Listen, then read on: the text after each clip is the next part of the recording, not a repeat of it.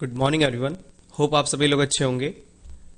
अगर सभी लोगों को मेरी वॉइस क्लियर आ रही है तो आप एक बार कमेंट में लिख दीजिए कि हाँ ठीक है, ताकि हम लोग इसको कंटिन्यू करें। बैंक निफ्टी का चार्ट हम लोगों ने ओपन किया हुआ है 3 मिनट के टाइम फ्रेम पे। बैंक निफ्टी 51,737 के आसपास अभी चल रहा है। करंटली अगर मार्केट को हम लोग देखें तो 51,869 के आसपास आज के दिन में मार्केट ने ओपन हुआ और एक फ्लैट ओपन हुआ मार्केट। यहाँ पे फ्लैट ओपन होके मार्केट यहाँ से फॉल किया। फॉल करने के बाद से मार्केट यहाँ से ऊपर गया, देन एक रिट्रेसमेंट दिया और फिर यहाँ से एक ऊपर गया। क्लियर है? यहाँ तक मूवमेंट आपको समझ में आ रहा होगा मार्केट का। पहली क्लास है इस महीने की, तो थोड़ा सा आपको मैं समराइज कर देता हूँ। जो लोग पुराने होंगे उनको पता होगा कैसे बायर्स एंड सेलर्स का डेटा देखना होता है, जो नहीं है उनको मैं एक्सप्लेन कर दूंगा।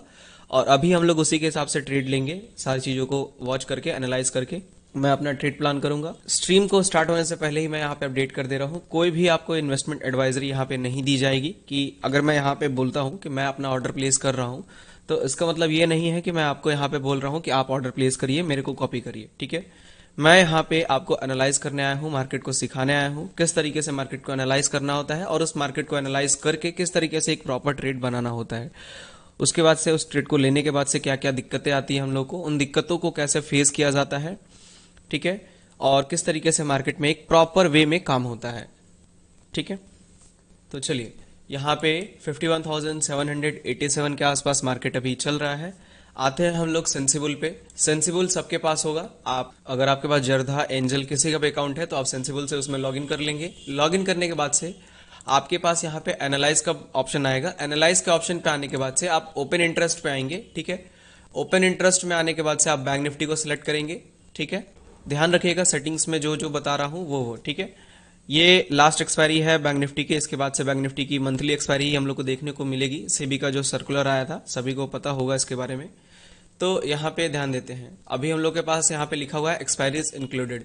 यहाँ पे है 13 नवंबर का, उसके बाद से 27 नवंबर और 24 दिसंबर, मतलब मंथली एक्सपायरी है इसके बाद से सारी की सारी।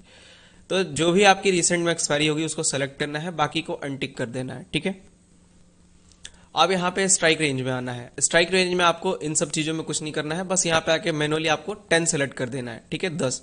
अब जैसे ही 10 पे क्लिक करेंगे ये बाय डिफॉल्ट यहाँ पे जो भी आपका करंट स्ट्राइक प्राइस चल रहा होगा मार्केट का उससे 10 पॉइंट ऊपर और उससे 10 पॉइंट नीचे का आपको डेटा ये शो करने लगेगा। ठीक है, ओपन इंटरेस्ट का, ओपन इंटरेस्ट से ही हम लोग पता लगाएंगे बायर्स एंड सेलर्स कम है या ज्यादा है मार्केट के अंदर में। ठीक है, नॉर्मल एनएससी की चार्ट पे आप जाएंगे तो आपको डाटा वाइज दिखेगा, वहां पे नंबर्स में आपको ओपन इंटरेस्ट शो हो रहा होगा।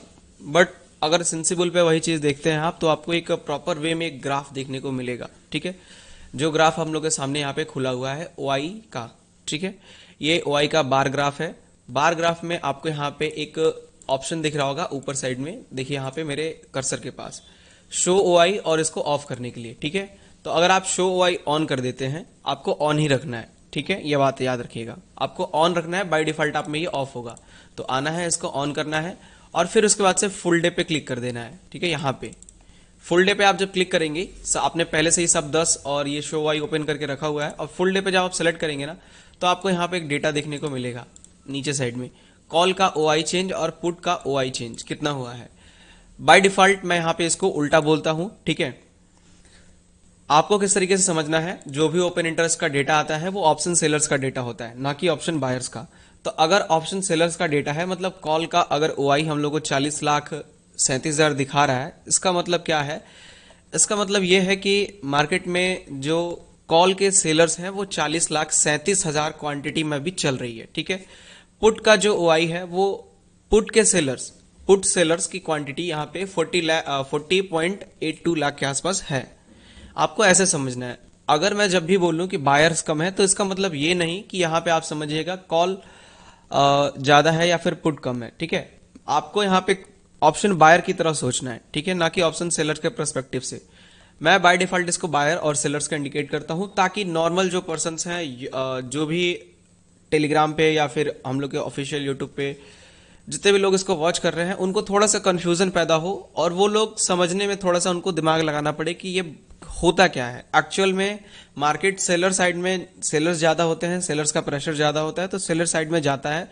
बट यहाँ पे मैं बोल रहा हूँ बायर्स कम है तो बायर साइड में जाएगा, तो उनका दिमाग थोड़ा सा वहां पे कंफ्यूज होगा और अगर मैं डायरेक्ट बोलूंगा तो कोई भी समझ जाएगा कि यहाँ कैसे इस चीज को निकालना है, इस डेटा को कैसे निकालना है। अगर ऐसा होगा तो फिर क्या फायदा है इन सब चीजों का।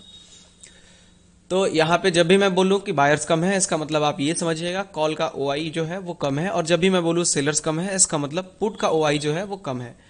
फॉर एग्जाम्पल अभी की अगर बात करें तो मार्केट के अंदर में 43.41 लाख के आसपास हम लोग को कॉल का ओआई दिख रहा है, और पुट का ओआई हम लोग को 40.52 लाख के आसपास दिख रहा है। इस अकॉर्डिंग अगर बात करें तो मार्केट के अंदर में सेलर्स कम है। ठीक है, आपको कैसे डेटा चेक करना है ये समझ में आ गया होगा। अगर नहीं समझ में आया है तो फिर आप मुझे कमेंट कर सकते हैं, मैं आपको फिर से एक्सप्लेन कर दूंगा। ठीक है, ग्राफ की भी काम आएगी, अभी जो बार चार्ट ऊपर है इसका भी काम आने का, और मेनली यही है।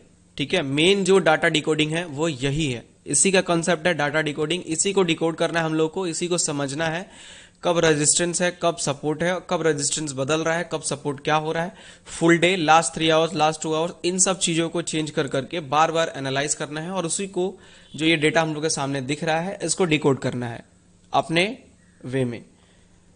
लेट से अभी की अगर बात करें तो मैं अपना जर्दा लॉगिन कर देता हूं। ठीक है, क्योंकि ट्रेड प्लान करना है तो ट्रेड आपको दिखना चाहिए कि मैं क्या पोजीशन क्रिएट कर रहा हूं, किस तरीके से मैनेज कर रहा हूं उस चीज को। ठीक है, चलिए, तो मैं स्क्रीन को 2 मिनट के लिए ऑफ कर रहा हूं यहाँ पे क्रेडेंशियल्स को हाइड करने के लिए। चलिए, मैंने यहाँ पे आपके सामने स्क्रीन पे ऑन कर दिया है। ठीक है, जर्दा का पैनल। अब यहाँ पे हम लोग ऐड करेंगे। देखिए, ट्रेड आने वाला है मेरा एक, तो मैं आपको एक्सप्लेनेशन थोड़ी देर बाद भी कर सकता हूँ ये चीज़, बट ट्रेड लेना मेरे लिए इंपॉर्टेंट है, तो वो चीज़ थोड़ी सी यहाँ पे मैं ध्यान दूंगा। ठीक है, 2 मिनट आप रुक जाइए, मेरे हिसाब से मेरे को एक ट्रेड यहाँ पे दिख रहा है।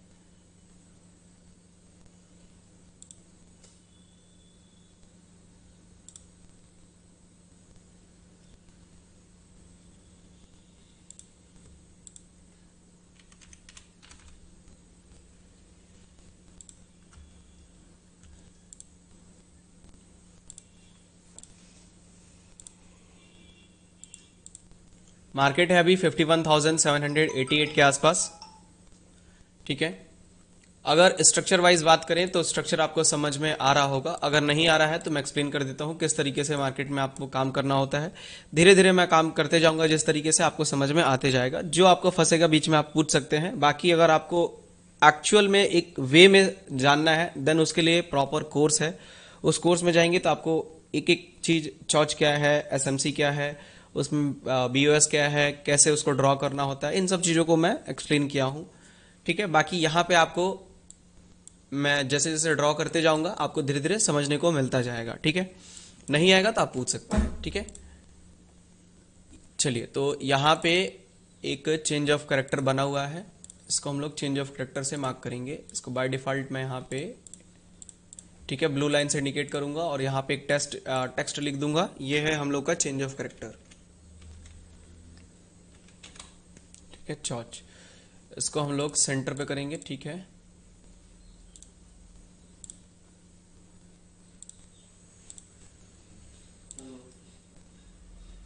इसका कलर भी बदल देते हैं। ठीक है, इसको सेव कर देते हैं चॉच के नाम से, बाकी देखिए आगे हम लोग को दिक्कत ना हो। चलिए, हो गया, ये हो गया चेंज ऑफ कैरेक्टर हम लोग का। यहाँ तक तो आपको पता ही होगा, मैंने टेलीग्राम पे अपडेट दिया भी है। और ये हुआ था हम लोग का ब्रेक ऑफ स्ट्रक्चर। ठीक है, ये हुआ था ब्रेक ऑफ स्ट्रक्चर। इसको मैं यहाँ पे BOS से सेव करूंगा।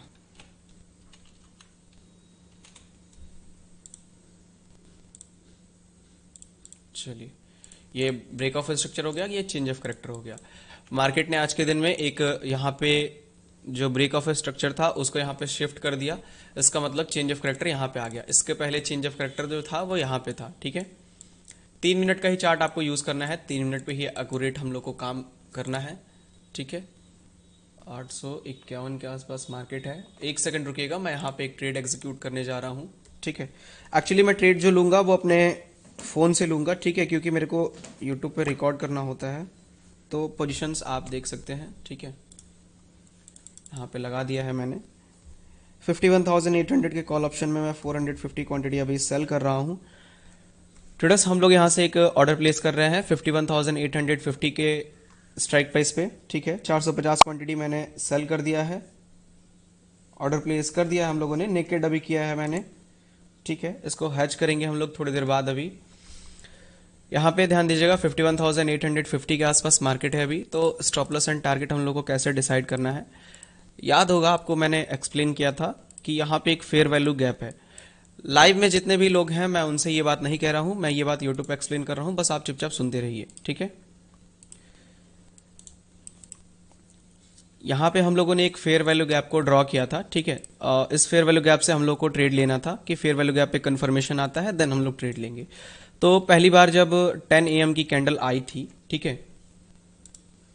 पहली बार जब 10 AM की कैंडल आई थी तो फिर इस पार्टिकुलर लेवल से हम लोगों ने क्या किया था, यहाँ पे ऑर्डर प्लेस नहीं किया था क्योंकि जो उसका हाई था वो 814 या 815 के आसपास समथिंग गया था और हम लोग को ट्रेड लेना था 850 पे। तो कंफर्मेशन का वेट किया, कंफर्मेशन आया, देन उसके बाद से अभी मार्केट नीचे नहीं गया और रिवर्स करके ये 850 के आसपास तक आया, 850 860 के आसपास ट्रेड यहाँ से बनाया है हम लोगों ने, ठीक है।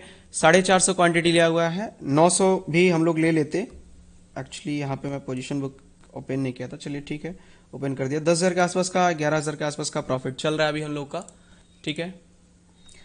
12,000 चला गया। यहाँ पे स्टॉप लॉस एंड टारगेट लगाना जरूरी है, इसको लगाते हैं हम लोग। 850 के आसपास से ऑर्डर प्लेस हुआ है हम लोग का, 940 के आसपास हम लोग का स्टॉप लॉस रहेगा और जो मेरा टारगेट रहेगा ना वो 750 1:1 हो रहा है कि नहीं, हाँ हो जा रहा है, ठीक है। 750 पे ही 1:1 हो जा रहा है। तो इसको थोड़ा सा यहाँ पे ऐसे मैनेजमेंट करेंगे क्योंकि प्रीमियम देखिए बहुत तेज स्पाइक दिया है, ठीक है। प्रॉफिट जो है वो बहुत तेज यहाँ पे डिक्रीज किया है हम लोग का। सडनली यहाँ से मार्केट ने क्या किया ना 788 के आसपास से, ठीक है। चलिए कोई बात नहीं, इसको थोड़ा सा मैनेज करना पड़ेगा ध्यान देके, क्योंकि मार्केट में अगर देखा जाए तो लास्ट 5 मिनट्स के अंदर जो सेलर्स हैं वो घटे हुए हैं, तो यहाँ पे ट्रेड के सक्सेस होने के चांसेस बहुत ज़्यादा है हम लोग के, ठीक है।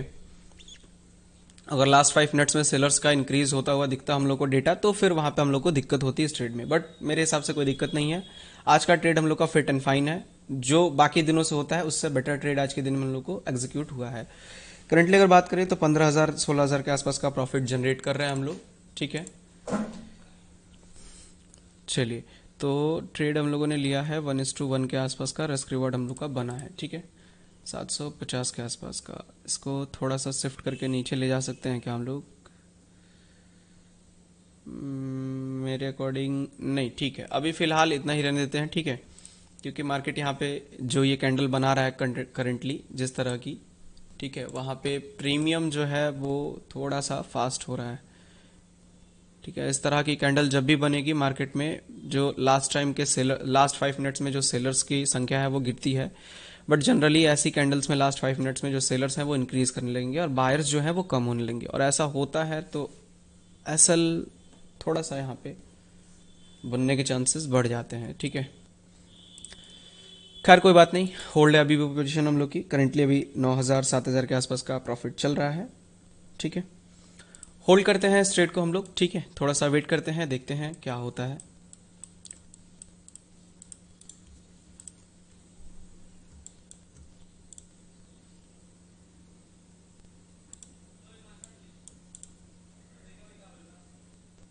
चलिए, तो लाइव में ध्यान दीजिए आप लोग। ये ट्रेड जो हम लोगों ने लिया हुआ है इसका स्टॉप लॉस एंड टारगेट मैं आपको डिसाइड कर दूं। मैंने जो ट्रेड बनाया था वो 850 के आसपास से था और यहाँ से मैंने ट्रेड बनाया था। मेरा ट्रेड का जो एसएल था वो एसएल है जो वो 940 पे है और टारगेट जो है वो 750 के आसपास है, ठीक है। 750 1:1 से थोड़ा सा यहाँ पे ऊपर हो रहा है। अगर मैं बात करूँ इस ट्रेड की तो ये ट्रेड हम लोगों ने एक फेयर वैल्यू गैप पे लिया हुआ है जो कि यहाँ पे हम लोग को बनता हुआ दिख रहा है, ठीक है। इसको मैं ट्रांसपेरेंट कर दूं,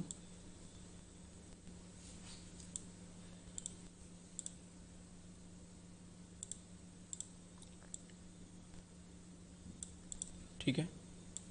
चलिए, इस फेयर वैल्यू गैप से हम लोगों ने इस ट्रेड को एग्जीक्यूट किया है। यहाँ पे इस फेयर वैल्यू गैप पे कंफर्मेशन कैंडल आया है 10 बजे के आसपास और कंफर्मेशन के बाद भी मार्केट गिरा नहीं है, थोड़ा सा ऊपर गया है, तो पॉसिबिलिटी है यहाँ पे एक ट्रेड की कि जो हम लोगों ने लिया था इसके एसएल की बात करें ना, फेयर वैल्यू गैप के अकॉर्डिंग एसएल 150 पॉइंट का हो रहा है, ठीक है। ये ध्यान देना हम लोग को, लास्ट 5 मिनट्स में जो है ना सेलर्स हमेशा घटते रहने चाहिए। अगर सेलर्स यहाँ पे बढ़ने स्टार्ट हुए और बायर्स अगर घटने स्टार्ट हुए, ठीक है, तो एसएल जाने के चांसेस बढ़ जाएंगे और मार्केट तुरंत ऊपर चला जाएगा, याद रखिएगा ये बात। करेंटली प्रॉफिट मेरा जो है वो 6000, 5000, 4000, 2000 घट रहा है, यानी कि मार्केट ऊपर आ रहा है यहाँ पे देखिए, ठीक है। एसएल टारगेट हम लोग का इंटैक्ट है।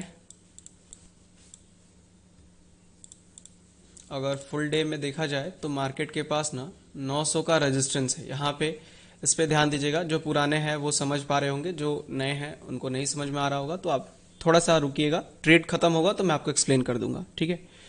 900 का जो लेवल है यहाँ पे देखिए, उसमें कॉल जो है वो ज्यादा है एज कंपेयर टू पुट, तो यहाँ पे सेलर्स की संख्या कम है और बायर्स ज्यादा है। इट मीन्स यहाँ पे रेजिस्टेंस है, 900 का जो लेवल है वो रेजिस्टेंस दे रहा है।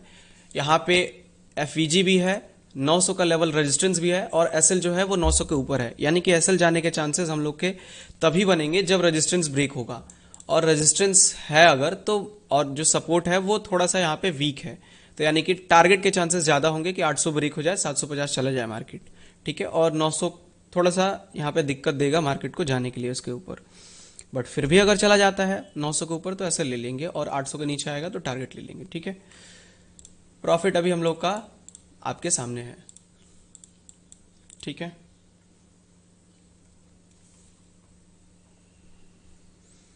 माइक को मैं थोड़ी देर के लिए ऑफ कर रहा हूं। कोई भी कॉल्स एंड टिप्स नहीं दी जा रही हैं आपको, याद रखिएगा। मैं आपको सिखा रहा हूं यहाँ पे किस तरीके से ट्रेड बनाना है, उसको मैनेज किस तरीके से करना है, ठीक है। इस ट्रेड को कॉपी किसी को नहीं करना है, केवल आपको सीखना है मार्केट से कि कैसे मैं ट्रेड बना रहा हूं, किस तरीके से काम कर रहा हूं, ठीक है। This is the future.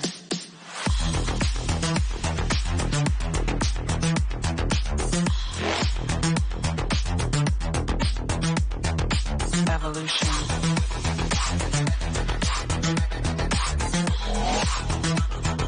This is the future.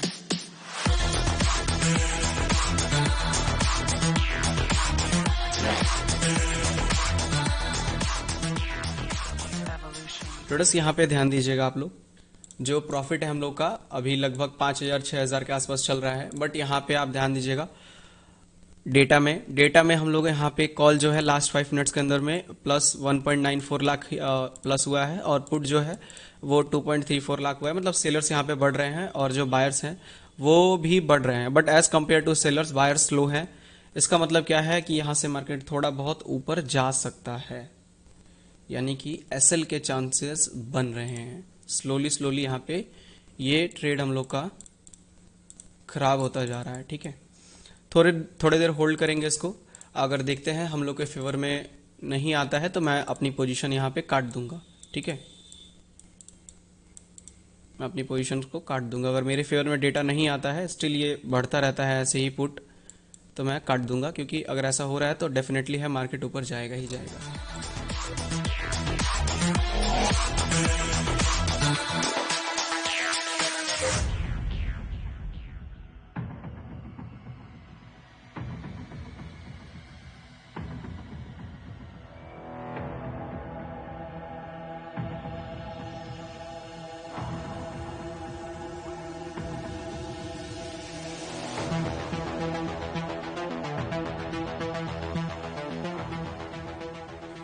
Data हम लोग को जानते हैं कब मिलता है, डेटा मेरे हिसाब से ना, मैं बता रहा हूँ, ठीक है।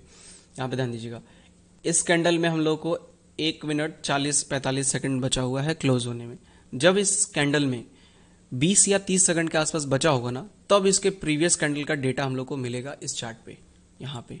अभी ये जो डेटा है ना, ये इस वाली कैंडल का डेटा है, इस वाली, ये जो ग्रीन कैंडल आपको बनी हुई दिख रही है, इसके पहले जो ये रेड बनी है या फिर जो ये करेंटली ग्रीन बन रही है, इसका डेटा हमारे पास अभी नहीं है। ये आएगा तो कब, जब ये कैंडल क्लोज होने वाली होगी, इसका 30 सेकंड्स के आसपास बचा होगा, तब यहाँ पे देखिएगा अपडेट होगा। अपडेट यहाँ पे चलिए हो गया, थोड़ा सा पहले ही अपडेट हो गया, ठीक है। कभी पहले कभी थोड़ा लेट हो जाता है अपडेट, बट स्टिल अभी भी हम लोग को यहाँ पे पुट जो है वो तेजी से बढ़ता हुआ दिख रहा है, और मार्केट भी हम लोग का प्रॉफिट जो है वो धीरे धीरे कम किया था। अभी मैं एक बार आप ध्यान नहीं दिए होंगे, मैं इसका चार्ट ओपन कर दे रहा हूँ, ठीक है।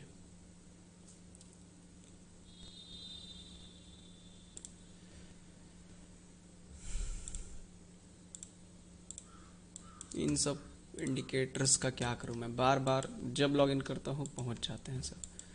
यहाँ पे ध्यान दीजिएगा 424 के आसपास, 424 के आसपास हम लोग का ऑर्डर लगा था, ठीक है। और मार्केट यहाँ पे देखिए 424.76, मतलब एक बार लॉस दिखा चुका था इसी कैंडल में, ठीक है। और करेंटली अभी इसी कैंडल में हम लोग को यहाँ पे गिरता हुआ दिख रहा है, ठीक है। मतलब डेटा हो आगे हो सकेगा कि हम लोग के फेवर में अभी चला है ये डेटा।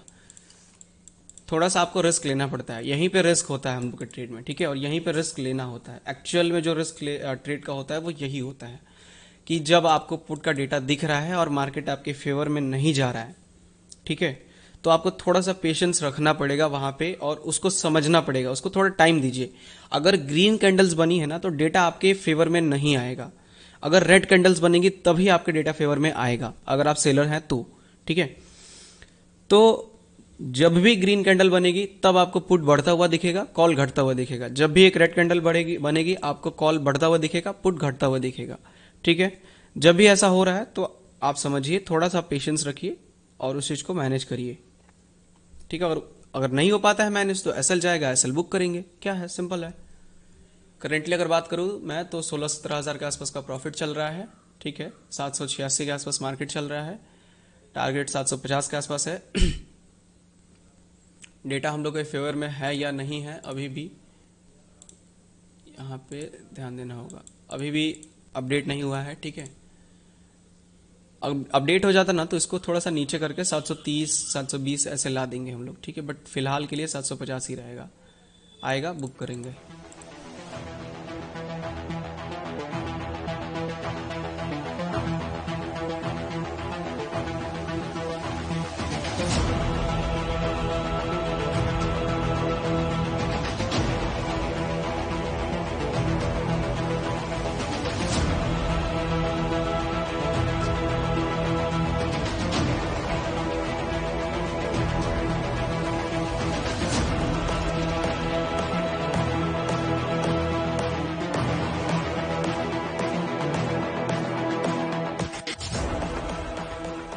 एक क्वेश्चन है यहाँ पे सुरेश पै का कि हाँ sir you will not move your stop loss since you are in profit. इनके कहने का मतलब यह है कि जब आप प्रॉफिट में आते हैं तो क्या आपने एसएल को आप नीचे नहीं करते हैं, मतलब कॉस्ट टू कॉस्ट के पास नहीं लाते हैं। तो इसका जवाब है नहीं, मैं ऐसा नहीं करता हूँ। ऐसा करने पे होगा क्या कि पॉसिबिलिटी है कि मेरा कॉस्ट टू कॉस्ट हिट हो जाए और मैं इस ट्रेड से एग्जिट हो जाऊँ और उसके बाद से टारगेट आए, जो कि मेरे सेटअप में बहुत बार होता है। इसीलिए मैं थोड़ा सा यहाँ पे रिस्क एक्स्ट्रा लेता हूँ और मैनेज करता हूँ उस अकॉर्डिंग, ठीक है, अपनी एक्यूरेसी बढ़ाने के लिए। 22,000 के आसपास करंटली प्रॉफिट चल रहा है, 22-23 के आसपास टारगेट अचीव होने वाला है, मैं इसको बुक करने के लिए रेडी हूँ, ठीक है।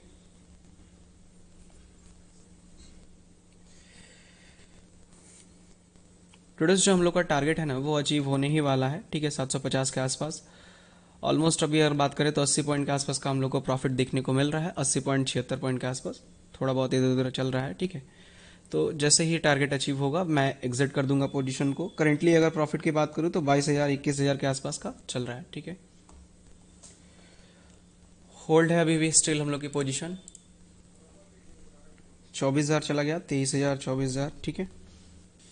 सोचने वाली बात है ट्रेडर्स, यहाँ पे इतनी देर बाद भी मार्केट में पुट जो है वो डिक्रीज नहीं कर रहा है, इतनी बड़ी बड़ी कैंडल्स बनने के बाद भी। मतलब यहाँ पे कुछ ना कुछ तो झोल हो रहा है मार्केट के अंदर में, ठीक है। पॉइंट कैलकुलेट करते हैं, ठीक है, सबसे अच्छी बात है पॉइंट कैलकुलेट करते हैं कितने पॉइंट्स मिले हैं और बुक करके निकल जाएंगे अगर 50-60 पॉइंट मिल गए होंगे तो।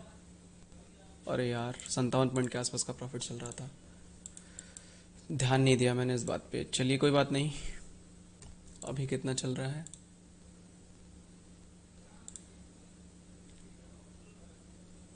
चलिए 50 53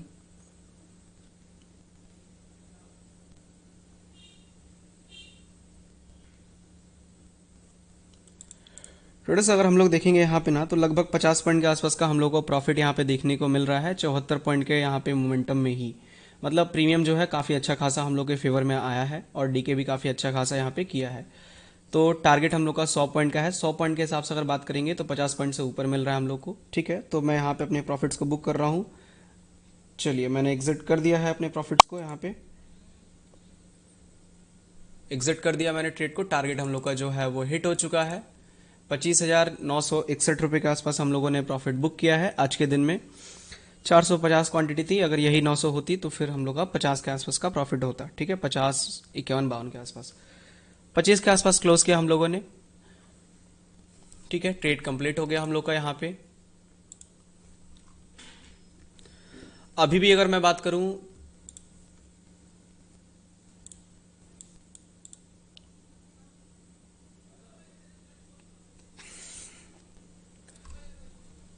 आप थोड़ी देर रुकिएगा, मैं यूट्यूब पे अपडेट कर लेता हूं, फिर आप लोग को एक्सप्लेन करता हूं। ठीक है, अगर हम लोग यहाँ पे देखेंगे ना तो 100 पॉइंट्स हम लोगों ने यहाँ पे टारगेट को अचीव किया है ट्रेडर्स, और जो प्रॉफिट बन के आया है 25,961 रुपये के आसपास बन के आया है। पॉइंट वाइज अगर हम लोग बात करें तो 424 से 366 के आसपास हम लोगों ने यहाँ पे एग्जिट किया।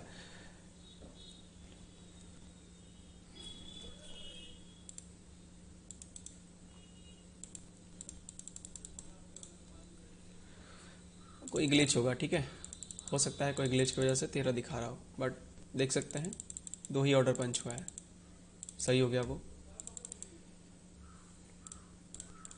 यार कोई दिक्कत नहीं है, मैं सेंसिबल वेरीफाइड कर दूंगा। ठीक है, यहाँ पे आपको यही सेम अकाउंट लॉगिन है आपको थोड़ी देर में भी। ठीक है, तो मैं अपडेट कर लूँ, उसका आप लोग झोल मत समझिएगा कुछ भी, क्लोन या फिर समथिंग कुछ का। ठीक है, सेंसिबल वेरीफाइड करके दिखा दूंगा मैं यूट्यूब पर अपडेट कर लूँ फिर एक्सप्लेन करता हूँ। 424 से हम लोगों ने 366 के आसपास पॉइंट को कैप्चर किया है। अगर इसको हम लोग कैलकुलेट करेंगे, कैलकुलेटर मैं ओपन करता हूँ, कितने पॉइंट्स मिले हम लोग को, तो 424 माइनस 366, 58 पॉइंट्स के आसपास हम लोगों ने टारगेट अचीव किया है। 100 पॉइंट्स का हम लोगों ने मोमेंटम कैच किया और उसमें हम लोग का 58 पॉइंट्स मिला है। अगर मैं थोड़ी देर पहले यहाँ पे बात करूँ ना तो करीब 75 पॉइंट के आसपास मेरा प्रॉफिट चल रहा था जब, तो मेरे को 56 पॉइंट शायद मिल चुका था। ठीक है, और उसके बाद से मार्केट यहाँ से रिवर्स हुआ था। तो अगर मैं उस अकॉर्डिंग देखूंगा ना तो 25 पॉइंट में, अगले 25 पॉइंट में मेरे को 2 से 3 पॉइंट ही मिले हैं प्रीमियम में। तो यहाँ पे थोड़ा सा जो प्रीमियम है वो कुछ ना कुछ इधर उधर किया है, बट उतना चल जाएगा, उतना कोई बड़ी बात नहीं है, उतना आप मैनेज कर सकते हैं। क्योंकि किसी कैंडल में हो सकता है कि प्रीमियम थोड़ा सा कम जाए, किसी कैंडल में ज़्यादा जाए, ये अक्सर होता है। ठीक है, तो इसको आपको थोड़ा बहुत लेके चलना होगा। ओवरऑल अगर मैं बात करूं तो पोजीशंस की, ठीक है, इस ट्रेड का लॉजिक आपको समझ में आ गया होगा। मैं फिर से एक बार एक्सप्लेन कर दे रहा हूं आपको इस ट्रेड का लॉजिक।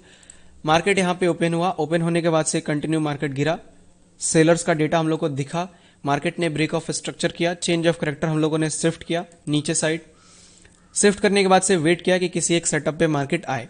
अब यहाँ पे अगर बात करें तो कोई भी सेलिंग का सेटअप नहीं था, तो मार्केट जब ऊपर आया करंटली यहाँ पे करीब 885 के आसपास 9:30 की कैंडल में अगर आप देखेंगे तो मैं उस टाइम पे बात कर रहा हूँ, तो काफी अच्छे खासे स्पाइक्स आ रहे थे मार्केट के अंदर में, और जो बायर्स एंड सेलर्स का डेटा है वो ऑलमोस्ट इक्वल हो चुका था। अगर आप ऑफिशियल टेलीग्राम चैनल पे ज्वाइन होंगे तो आपको याद होगा, नहीं है तो फिर आपको नहीं पता होगा। ठीक है, मैंने यहाँ पे अपडेट किया था इस टाइम पे। ठीक है, 9:35 के आसपास आप ध्यान दीजिए, और यहाँ पे टाइम भी मैच करिए 9:36 9:35 के आसपास, कि buyers and sellers are almost equal.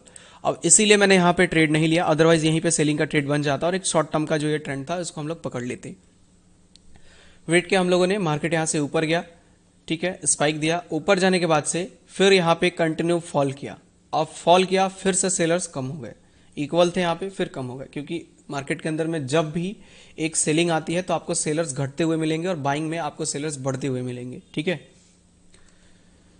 तो यहाँ पे अब जब मार्केट ये गिरा था ना 9:48 की कैंडल और 9:51 की कैंडल में, तो यहाँ पे इस कैंडल के साथ साथ हम लोग को एक सेटअप बन गया था। सेटअप क्या था, यहाँ पे अगर कैंडल को एनालाइज करेंगे 9:51 की, तो वो एक फेयर वैल्यू गैप क्रिएट करता हुआ दिख रही थी आपको। ठीक है, और ये हम लोगों ने ड्रॉ किया, इस फेयर वैल्यू गैप पे यहाँ पे कंफर्मेशन दिया मार्केट ने 10 बजे के आसपास। सेलिंग साइड का डेटा हम लोग के पास इंटैक्ट था। ट्रेड मेरे को लेना था 850 के आसपास, जो कि मैंने बताया था आपसे कि 900 जो है वो रेजिस्टेंस है। अगर आप ऑफिशियल टेलीग्राम चैनल पे ज्वाइन होंगे तो आपको याद होगा, रेजिस्टेंस फॉर द मार्केट 51,900 मैंने यहाँ पे लिख के रखा हुआ था ऑलरेडी। मेरे को चाहिए था कि मेरा स्टॉप लॉस 900 के ऊपर बने और मैक्सिमम 100 पॉइंट्स का बने, इससे ऊपर मेरा स्टॉप लॉस जाए ना। तो अगर मैं यहाँ पे कंफर्मेशन वाली कैंडल में बाई करता और 900 के ऊपर अगर मैं स्टॉप लॉस रखता तो मेरा जो स्टॉप लॉस था वो करीब 184 पॉइंट के आसपास बनता, या अगर मैं फेयर वैल्यू गैप के ऊपर भी रख देता तो 150 पॉइंट बनता। ठीक है, तो मैंने क्या किया, मैंने वेट किया कि इस ट्रेड को क्या करते हैं, छोड़ देते हैं। ये अगर हो सकता है कि टारगेट दे दे नीचे गिर जाए, या फिर अगर ऐसा भी कुछ बनता है कि मार्केट बाय डिफॉल्ट बिना टारगेट दिए हुए अगर ऊपर चला आता है थोड़ा सा रिट्रेस करके 850 के आसपास, तो एंट्री कर लेंगे, क्योंकि यहां पे एंटर करेंगे तो 100 पॉइंट से स्टॉप लॉस छोटा भी हो जाएगा और फेयर वैल्यू गैप से 900 के ऊपर इन दोनों ही लेवल्स के ऊपर चला भी जाएगा। दोनों ही हम लोग के साइड में सेटअप क्रिएट होता हुआ मिलेगा। वही किया हम लोगों ने। 10:12 की कैंडल आई, ट्रेड हम लोगों ने जैसे ही यहाँ पे आया कैंडल पंच किया, ऑर्डर पंच किया। ऑर्डर पंच करने के बाद से 51,800 का जो स्ट्राइक प्राइस था उसमें 450 ही क्वांटिटी लिया था। इसके पीछे रीजन था 900 क्यों नहीं लिया। रीजन ये था कि यहाँ पे मार्केट ऑलरेडी एक कंफर्मेशन दे चुका था और उस कंफर्मेशन के बाद से भी मार्केट नीचे नहीं गिरा था, वो रिट्रेस कर रहा था। इसका मतलब पॉसिबल था यहाँ पे कि हो सकता है एसएल चला जाए। ठीक है, क्योंकि अगर वो इतना ही एक्यूरेट ट्रेड है तो उसको वहीं से गिर जाना चाहिए था नीचे से ही। अगर वो रिट्रेस कर रहा है तो जरूर कुछ ना कुछ हो सकता है। ठीक है, तो इसीलिए मैंने 450 किया एक्स्ट्रा रिस्क ना लेते हुए। अगर यही मेरे को पहले ही कंफर्मेशन कैंडल में जब नीचे बनी थी 10 बजे के आसपास, तो वहीं पे अगर मेरे को दिख जाता यहाँ पे 100 पॉइंट से अंदर का स्टॉप लॉस मेरा बन रहा है तो मैं वहीं से ऑर्डर प्लेस कर देता और फुल 900 क्वांटिटी लेता। ठीक है, क्योंकि वहां से एक ट्रेड ये जो था वो इजी था और टारगेट जो लगाते हैं हम लोग 700 के नीचे 650 के आसपास। ठीक है, 850 आया टारगेट, वहां से हम लोगों ने लगाया। अब इसमें भी एक बात है कि 750 ही क्यों लगाया टारगेट, मैंने 650 क्यों नहीं लगाया। तो यहाँ पे 51,700 के आसपास अभी मार्केट है।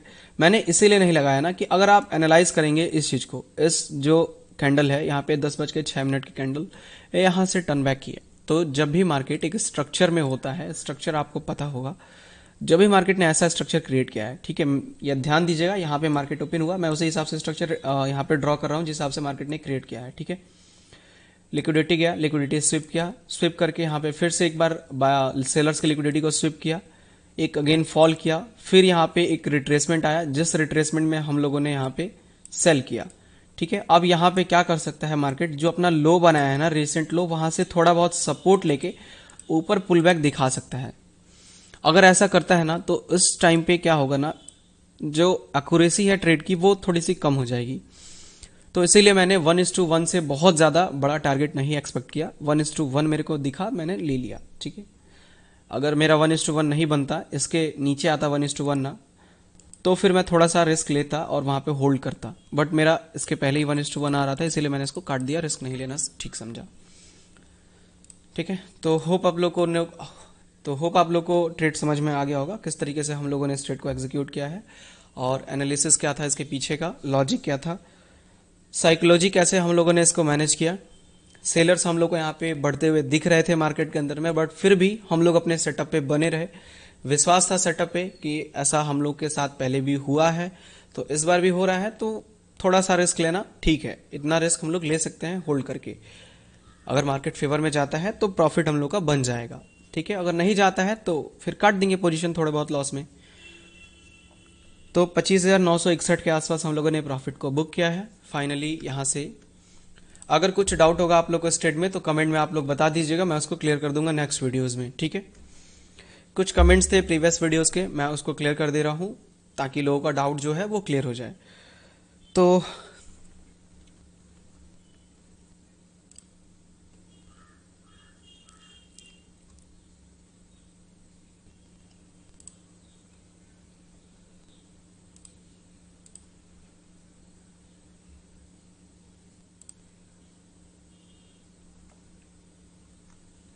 चलिए, तो यहाँ पे आते हैं कंटेंट पे और प्रीवियस डे का यहाँ पे कमेंट। ठीक है, अब यहाँ पे पहला कमेंट था हरीश चंद्र पटेल का, हेज के साथ आपका ट्रेड अमाउंट कितना लगा सर प्लीज बताइए। 450 क्वांटिटी यहाँ पे प्लेस किया था मैंने, हेज के साथ मेरा कितना क्वांटिटी लगा था मैं इसको आपको दिखा दे रहा हूँ। आप यहाँ पे ध्यान दीजिएगा मेरे स्क्रीन के ऊपर, फोन स्क्रीन के ऊपर ध्यान दीजिएगा। मैं यहाँ पे आपके सामने बास्केट क्रिएट कर रहा हूँ। ठीक है, 900 क्वांटिटी का बास्केट बाय डिफॉल्ट क्रिएट हुआ है पहले से, जो मैंने क्रिएट करके रखा हुआ है। इसको मैं 450 करता हूँ, ठीक है, और इसी के साथ इसको भी 450 करता हूँ। तो आज है फ्राइडे, कल था थर्सडे। कल के दिन में थोड़ा सा मार्जिन ज़्यादा लगेगा, आज थोड़ा सा मार्जिन कम लगेगा, सेम क्वांटिटी के लिए सेम प्राइस पे। कल मतलब मंडे की बात कर रहा हूँ, कल तो सैटरडे है और संडे है तो छुट्टी हो जाएगी, फिर मैं मंडे की बात कर रहा हूँ। मंडे को आपको थोड़ा सा और कम मार्जिन लगेगा सेम क्वांटिटी के लिए। जितनी ही एक्सपायरी नज़दीक आती जाएगी उतना ही आपका मार्जिन जो है वो कम होता जाएगा। अगर मैं आज की बात करूं तो 450 क्वांटिटी लेने के लिए मेरे को हेज के साथ 15,49,000 रुपये लगेगा हेज के साथ। और अगर मैं नेकेड लेता हूं जो कि मैंने आज लिया था, ठीक है, तो उसमें बात करूं तो लगभग 29,58,000 के आसपास का मेरा मार्जिन लगा हुआ था, ठीक है, सामने है आपके। तो इनका डाउट क्लियर हो गया। बाकी आते हैं दूसरा का। यहाँ पे big dream chaser, proper rejection का वेट करते तो सही प्रॉफिट होता, रिजेक्शन ब्लॉक ऑर्डर था पुट साइड में। ये रिजेक्शन ब्लॉक नहीं था, ये कल का जो यहाँ पे ट्रेड था, ये वाला, ठीक है, ये रिजेक्शन ब्लॉक नहीं था। यहाँ पे जो इसको कहेंगे हम लोग, इसको बोलेंगे हम लोग ब्रेकर ब्लॉक, ठीक है, रिजेक्शन ब्लॉक नहीं था। और ब्रेकर ब्लॉक पे मुझे उतनी ज़्यादा एक्यूरेसी की एक्सपेक्टेशन नहीं होता है, इसलिए मैंने होल्ड करना उचित नहीं समझा। नेक्स्ट यहाँ पे क्वेश्चन है, आप एफवीजी पे 3 मिनट पे ही क्यों बनाते हैं, 1 या 5 मिनट पे क्यों नहीं? 3 मिनट पे एक्यूरेसी मेरे को ज़्यादा दिखती है। नेक्स्ट कमेंट है, 1-2 पॉइंट इधर उधर हो जाता है भाई, ट्रेड प्लेस कर लेना चाहिए था आपको, बाकी सब ठीक है। चलिए कोई बात नहीं, एक ट्रेड छूट गया, कोई बात नहीं, दूसरा ट्रेड हम लोगों ने लिया था। होता है कभी कभी कि आपका ट्रेड मिस हो जाए, थोड़ा सा मार्केट वोलेटिलिटी की वजह से या फिर ब्रोकर ग्लिच की वजह से। नेक्स्ट यहाँ पे क्वेश्चन है, ऑप्शन सेलिंग में कब पढ़ा रहे सब, इनका क्वेश्चन ही प्रॉपर समझ नहीं आ रहा है, ठीक है। अब यहाँ पे नेक्स्ट क्वेश्चन है सुरेंद्र 008 का, ये फेक ऐप वाली गेम है ब्रदर, ये फेक ज़रदा ऐप है। बॉस आप एक काम करिएगा, आप टेलीग्राम चैनल पे, मैं आपके लिए बोल रहा हूँ, आप टेलीग्राम चैनल पे आ जाइएगा, सेंसिबल का वेरीफाइड लिंक आपको मैं पोस्ट कर दूंगा, वहाँ पे आप देख लीजिएगा, ठीक है, आपका डाउट क्लियर हो जाएगा।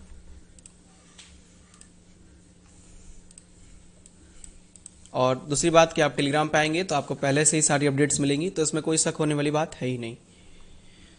चलिए, तो सभी के कमेंट्स क्लियर हो गए हैं। अगर आपका कुछ कमेंट होगा तो आप मुझे कर सकते हैं, कमेंट अगर आप करेंगे तो आप ही का फायदा है, आपके क्वेश्चन सॉल्व होंगे, आपके डाउट्स क्लियर होंगे, ठीक है।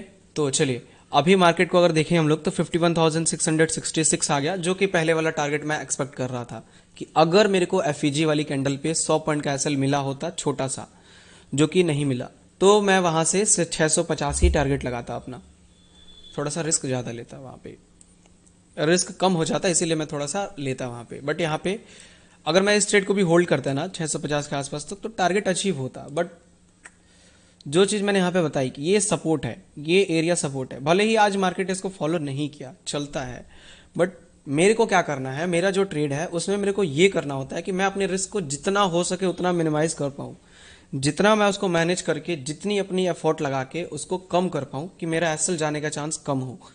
अब आप यही समझिए कि कितना एक्यूरेट मैंने यहाँ पे एंट्री किया, कि जहां से मैंने एंट्री किया था वहीं से मार्केट यहाँ पे टर्न लिया है, और जो ये फॉल आ रहा है आपके सामने वो वहीं से आ रहा है। तो आपको ये समझना है कि एक्यूरेट एंट्री होनी चाहिए और एक्यूरेट एग्जिट होना चाहिए आपका, ना कि एक टॉप पे एग्जिट मारिए और बॉटम पे एग्जिट करिए, आप टॉप पे एंट्री मार के बॉटम पे एग्जिट करिए, ये सब नहीं। टॉप और बॉटम कोई भी दुनिया का आदमी आइडेंटिफाई नहीं कर पाएगा, ठीक है, कि मार्केट कहां जाएगा कहां नहीं जाएगा।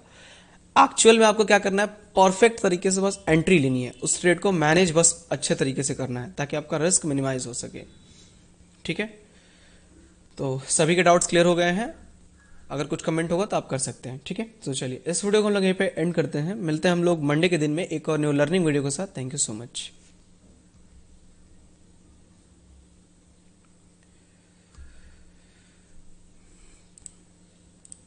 चलिए, अब लाइव में ध्यान दीजिए आप लोग।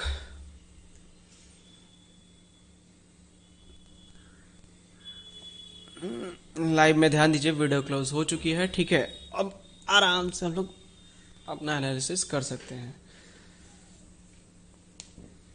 रात भर सो नहीं पाए हैं यार, पूजा वगैरह और बाकी सब तामझाम।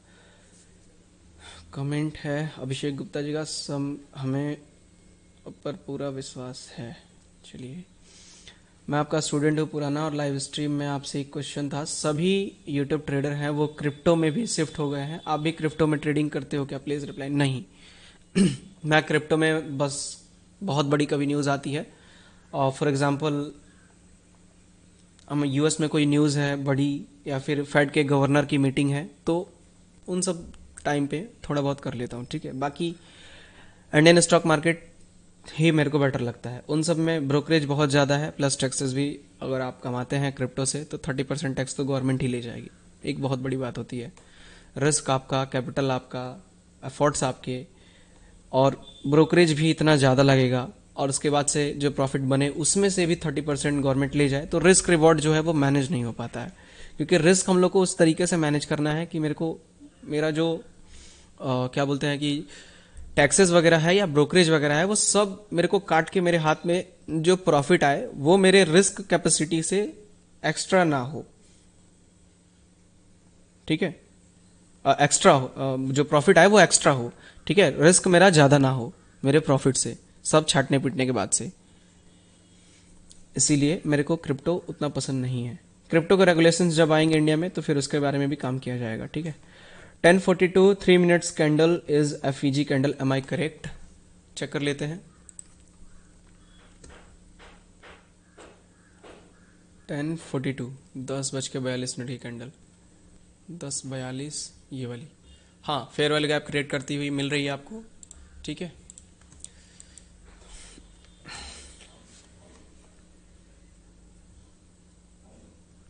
यहाँ पे ठीक है, ये फेयर वैल्यू गैप है, याद रखिएगा, ये फेयर वैल्यू गैप है। लेकिन मैंने जो बात बोली है आपसे याद रखिएगा, फेयर वैल्यू गैप्स पे आपको अंधा ट्रेड नहीं लेना है, आपको डेटा मैच करना होता है। अब यहाँ पे जैसे फॉर एग्जांपल अभी मार्केट है कहाँ पे, 596 पे, 600 पे, तो 600 का डेटा क्या कह रहा है ये आपको देखना है, ठीक है, बार ग्राफ पे। अब यहाँ पे जो डिकोडिंग आती है वो इस ग्राफ की आती है। मेन जो काम है वो यही ग्राफ हम लोग को एंट्री करा के देगा। मैंने एंट्री इसीलिए की क्योंकि मुझे यहाँ पे 900 का रेजिस्टेंस दिख रहा था और 800 का जो सपोर्ट है वो वीक दिख रहा था, और मैंने इसीलिए एंट्री की, और मेरे को 800 का सपोर्ट टूटता हुआ दिखा कि 800 का सपोर्ट टूट गया, मेरा टारगेट अचीव हो गया, ठीक है। अभी की अगर बात करूं मैं तो 600 सपोर्ट है और 700 जो है वो रेजिस्टेंस है, लेकिन बहुत वीक रेजिस्टेंस है। इसका मतलब मार्केट जो है वो 700 को ब्रेक कर सकता है अभी के हिसाब से, ठीक है। ऐसा नहीं है कि 600 ब्रेक नहीं हो सकता है, नहीं। अगर सेलर्स का डेटा कम है तो कितना भी कोई भी सपोर्ट कितना भी तगड़ा हो वो कभी भी ब्रेक हो सकता है। लेकिन अगर रेजिस्टेंस की बात करें ना, तो आपको हमेशा ट्रेड लेते टाइम ये ध्यान देना है कि आपका जो रीसेंट जो सपोर्ट है वो रेजिस्टेंस से छोटा ही हो। रेजिस्टेंस आपका स्ट्रांग होना चाहिए एज कंपेयर टू आपके सपोर्ट के, तभी एक प्रॉपर आपको सेटअप मिल पाएगा, ठीक है। जैसे अभी मैंने क्या बोला, 600 पे है मार्केट, तो 600 का जो सपोर्ट है वो स्ट्रांग है और 700 का जो रेजिस्टेंस है वो वीक है। मतलब 700 तोड़ सकता है मार्केट, अभी भी 750 आ सकता है। और 750 जब आएगा तो ऐसा नहीं कि पहले आपने जो एनालाइज किया था वही के हिसाब से आप 750 पे ट्रेड ले ले, क्योंकि 800 का जो लेवल है वो रेजिस्टेंस है और 700 का लेवल जो है वो भी रेजिस्टेंस, यानी कि मार्केट यहां से नीचे आएगा फिर से 700 के। ऐसा नहीं, अगर 750 चला गया है तो फिर से आपको चेक करना है डेटा को, और फिर उस टाइम पे देखना है जब 750 आ चुका होगा कि उस टाइम पे फुल डे का डेटा आपको क्या कह रहा है, लास्ट 5 मिनट्स का डेटा क्या कह रहा है। अगर लास्ट 5 मिनट्स में आपको कॉल जो है वो बढ़ते हुए दिख रहे हैं और पुट जो है घटते हुए दिख रहे हैं, सेलर्स घटते हुए, इसका मतलब क्या है कि मार्केट जो है गिरना चाह रहा है, ठीक है, तो आप ट्रेड ले लीजिए। बट अगर यह उल्टा हो रहा है तो रुक जाइए, ट्रेड मत लीजिए और थोड़ा सा आपके फेवर में आने दीजिए मार्केट को, ठीक है। और जब आ जाए तब तुरंत ट्रेड एक्सिक्यूट करिए, समझ रहे हैं। क्योंकि अक्सर होता क्या है ना कि जब भी मार्केट अपना एक रेजिस्टेंस ब्रेक करता है तो उसके साथ साथ जो कॉल है वो भी घटता है। जैसे मार्केट ने सपोर्ट ब्रेक किया तो पुट घटा, वैसे ही रेजिस्टेंस ब्रेक होगा तो कॉल भी घटेगा। तो हर चीज आपको ध्यान दे के चलना है एक ट्रेड में। थोड़ी सी मिस्टेक होगी, एसएल आपका चला जाएगा, आइडेंटिफाई नहीं कर पाएंगे आप मार्केट का टॉप। अब मार्केट यहां से रिट्रेस कर रहा है तो कहां तक रिट्रेस कर सकता है, इसी चीज को आइडेंटिफाई करने के लिए इसी डेटा को डिकोड करना होगा। लास्ट 5 मिनट्स पे डिकोड नहीं करना है, लास्ट 5 मिनट्स पे सीन बदल जाएगा, फुल डे पे आके डिकोड करना है। लास्ट 5 मिनट्स पे आपको आना है केवल ये चेक करने के लिए, यहां पे बस। ग्राफ आपको जब भी देखना है तब फुल डे का ही देखना है, ठीक है। और किस पार्टिकुलर स्ट्राइक प्राइस पे कितने ज्यादा सेलर्स बढ़ रहे हैं, कितने ज्यादा बायर्स बढ़ रहे हैं एक एक पार्टिकुलर स्ट्राइक प्राइस पे, वो चेक करने के लिए आपको लास्ट 5 मिनट्स पे आना है और शो ओआई को ऑफ कर देना है। बस शांति से ऑफ कर देंगे तो जो ये 5 लाख आपको घटता हुआ दिख रहा है ना, ये कहां कहां घटा है देखिए। अगर आप देखेंगे 51,700 पे तो आपको 1,26,000 पुट में घटता हुआ दिखेगा। 51,800 पे देखेंगे तो 1,93,000 घटता हुआ दिखेगा। उसी के कंपेयर में कितना बढ़ रहा है कॉल वो भी आपको दिखेगा, ठीक है। तो ये सब चीज आपको एनालाइज करते हुए चलना है।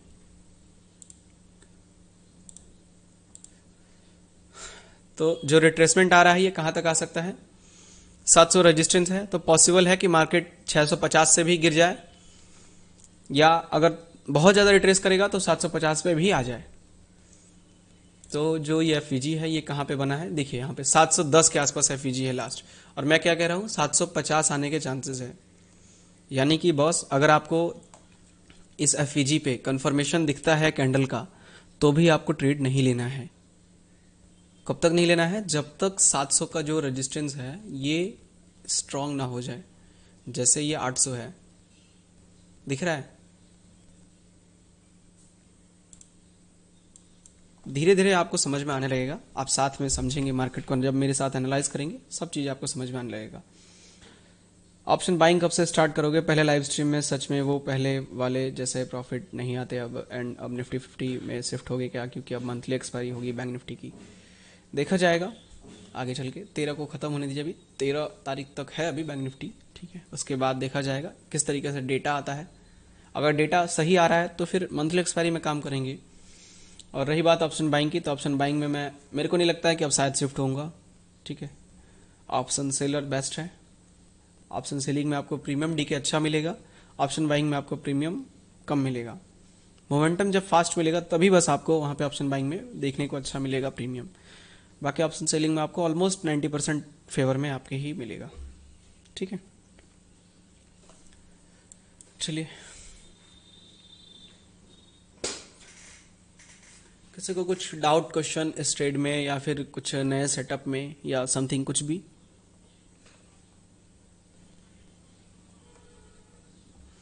वेट करना पड़ेगा बॉस। अगर आपको ट्रेड लेना है ना तो देखिए, जहां पे मैंने ट्रेड लिया इस कैंडल में, इसके पहले कितनी सारी वॉलेटिलिटी और कितना बड़ा बड़ा मोमेंटम आया है। प्रीमियम भी देखेंगे तो रॉकेट की तरह उड़ा है। लेकिन उन सब कैंडल्स में भी मैंने अपना माइंड को एक सही दिशा में लेके गया हूं और उसको स्टेबल रखा है एक सेटअप के लिए, कि मेरे अकॉर्डिंग वो मोमेंटम नहीं है। मेरे अकॉर्डिंग जब मोमेंटम आएगा तो ही मैं ट्रेड करूंगा। समझ रहे होंगे आप, ठीक है।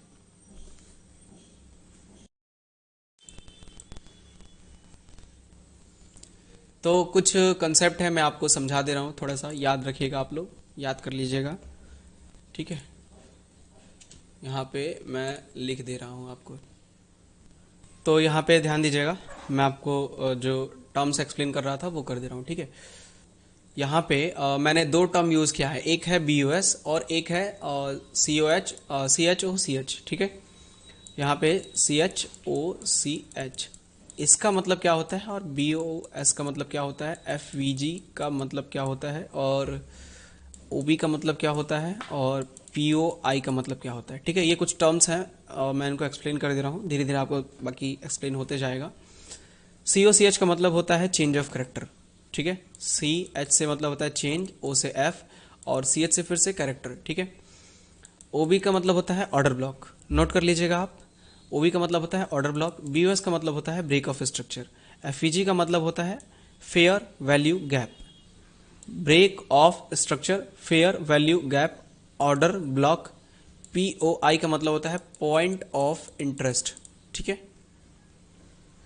लिख लीजिएगा अपने नोटबुक में आप लोग। इन चीज़ों को मैं एक एक करके आपको थोड़ा एक्सप्लेन कर दे रहा हूँ। यहाँ पे आते हैं नीचे, ठीक है।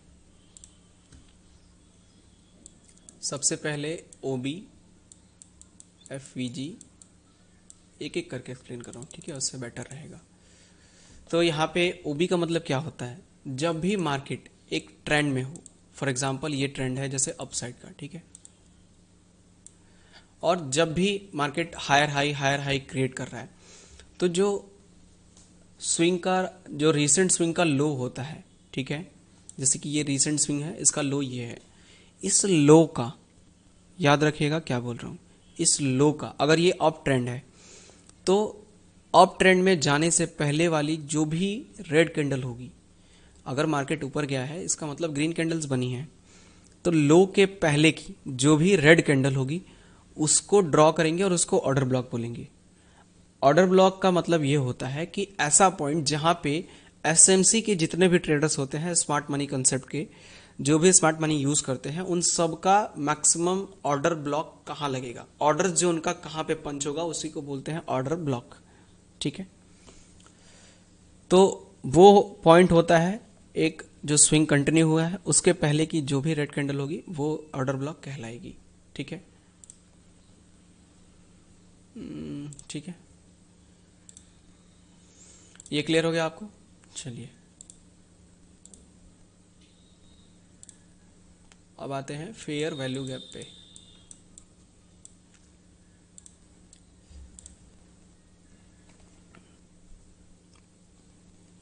फेयर वैल्यू गैप का मतलब होता है FVG। ठीक है, और फेयर वैल्यू गैप का मतलब ये होता है कोई भी 3 कंसेक्यूटिव कैंडल और उनके बीच में अगर कोई वॉल्यूम इम्बैलेंस हुआ है, ठीक है, मार्केट में वॉल्यूम इम्बैलेंस हुआ है या फिर ऑर्डर इम्बैलेंस हुआ है, तो उसको हम लोग बोलते हैं फेयर वैल्यू गैप।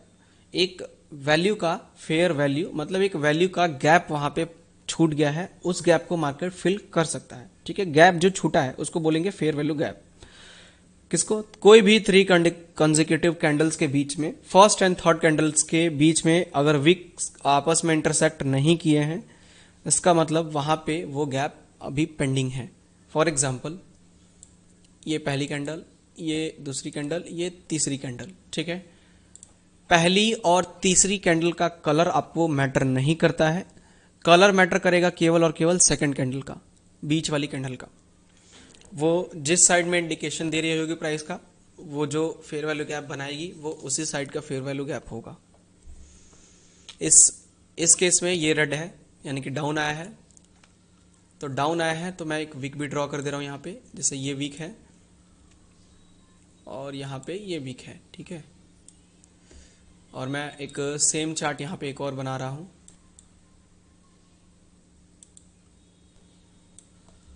जिसमें इंटरसेक्ट किया होगा। ठीक है, बाकी आप इनका कुछ भी वीक ले सकते हैं। ठीक है, इन कैंडल्स का आप कुछ भी वीक ले सकते हैं।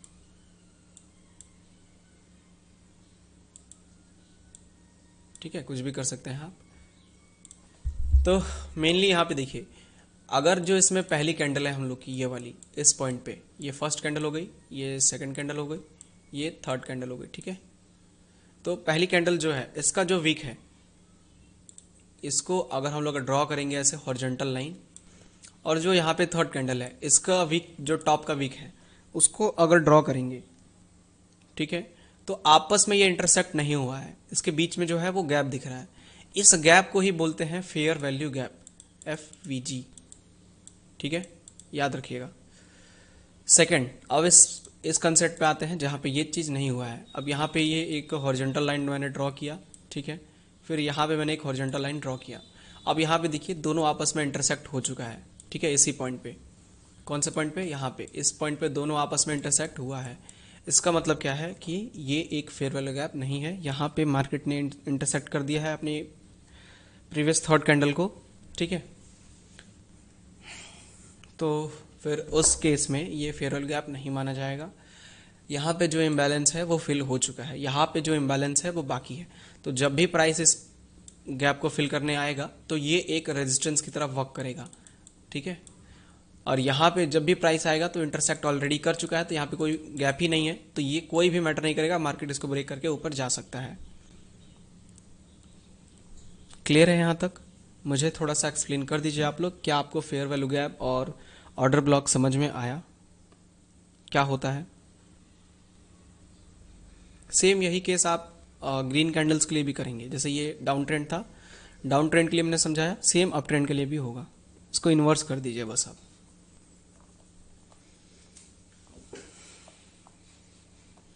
कोई भी लिख दीजिए।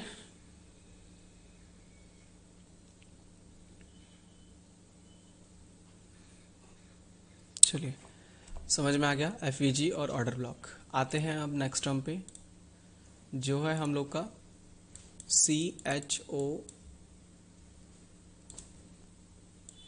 CH, ठीक है। इसको बोलते हैं चेंज ऑफ कैरेक्टर।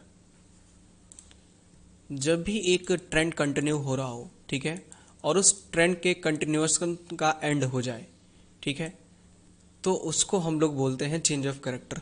जब भी मार्केट एक स्ट्रक्चर कंप्लीट कर रहा हो, एक अगर वो बाइंग साइड के स्ट्रक्चर में है, बाइंग साइड के ट्रेंड में है, तो वो जब भी अपना ट्रेंड चेंज करेगा, ठीक है, तो जिस प्राइस से वो अपने ट्रेंड को चेंज करेगा उस प्राइस को हम लोग बोलते हैं चेंज ऑफ कैरेक्टर, ठीक है, और इसको मार्क करते हैं चेंज ऑफ कैरेक्टर से। ये कैसे मार्क करना होता है और कैसे इसको अंडरस्टैंड करेंगे। फॉर एग्जांपल मैंने यहाँ पे एक अप ट्रेंड का एग्जांपल लिया है। जैसे मार्केट यहाँ पे प्राइस ऊपर लेके गया है और ऊपर जाने के बाद से जो भी प्रीवियस स्विंग होता है, स्विंग हाई स्विंग लो, आपको पता होगा, ये स्विंग हाई है, सॉरी स्विंग लो है, यहाँ पे हाई है, ये लो हो गया, ये हाई हो गया, ये लो हो गया और ये हाई हो गया, ठीक है। जब भी अपने मार्केट यहाँ पे प्रीवियस लो को ब्रेक करेगा, ठीक है, ब्रेक कर दिया, कैंडल क्लोज कर दिया, कैंडल क्लोज करना चाहिए। अगर केवल यहाँ पे ब्रेक कर रहा है और विक इसके नीचे आ जा रहा है और फिर वो कैंडल रिवर्स कर दे रही है ऊपर, सेम कैंडल, तो उसको हम लोग चेंज ऑफ कैरेक्टर नहीं बोलते हैं, उसको हम लोग लिक्विडिटी स्वीप बोलते हैं। कि वहां पे जितने भी लोगों की यहाँ पे लिक्विडिटी थी ऑर्डर ब्लॉक वाली, कि यहाँ पे जिन लोगों ने ऑर्डर ब्लॉक पे एंट्री की होगी, जैसे यहाँ पे ऑर्डर ब्लॉक भी बनेगा ना, मैंने ऑर्डर ब्लॉक आपको समझाया जस्ट अभी, तो जिन लोगों ने भी यहाँ पे ऑर्डर ब्लॉक पे एंट्री की होगी उनका यहाँ पे क्या हुआ, एसएल ले गया मार्केट और एसएल लेके फिर यहाँ से ऑर्डर ब्लॉक से वो कंटिन्यू कर दिया, उसको बोलते हैं लिक्विडिटी स्वीप। लेकिन जब कैंडल क्लोज कर दे, ठीक है, कैंडल जब क्लोज कर दे इसके नीचे, तो उसको हम लोग बोलते हैं चेंज ऑफ कैरेक्टर। इस प्राइस को अब हम लोग मार्क कर देंगे, जो भी यहाँ पे लो होगा उस लो प्राइस को हम लोग मार्क कर देंगे COCH से, चेंज ऑफ कैरेक्टर, ठीक है। समझ में आ गया आपको चेंज ऑफ कैरेक्टर क्या होता है। अब इसी में मैं आपको ब्रेक ऑफ स्ट्रक्चर भी समझा दे रहा हूं, जो होता है नेक्स्ट हम लोग का है BOS, ठीक है, ब्रेक ऑफ स्ट्रक्चर। स्ट्रक्चर का ब्रेक हो रहा है, चेंज नहीं हो रहा है, यहां पे याद रखिएगा। चेंज ऑफ कैरेक्टर और ब्रेक ऑफ स्ट्रक्चर में बहुत अंतर होता है, ठीक है। कुछ लोग इसको मार्केट स्ट्रक्चर शिफ्ट भी बोलते हैं, ठीक है। BOS को MSS से भी डिनोट करते हैं। आपने बहुत सारे यूट्यूबर्स को देखा होगा या कहीं भी आपने गूगल पे, इंस्टा पे या किसी भी सोशल मीडिया प्लेटफॉर्म पे देखा होगा, कई लोग इसको MSS से भी मार्क करते हैं। तो MSS और BOS सेम ही होता है, आप उसमें कंफ्यूज मत होइएगा कि वो MSS है कि क्या है, वो कोई एक नया टर्म है या फिर क्या चीज है। MSS का मतलब होता है मार्केट स्ट्रक्चर शिफ्ट, अपने स्ट्रक्चर को शिफ्ट कर रहा है वो, ना कि चेंज कर रहा है, ठीक है। और ब्रेक ऑफ स्ट्रक्चर, स्ट्रक्चर का ब्रेक हुआ है केवल अभी। अब यहां पे ध्यान दीजिएगा,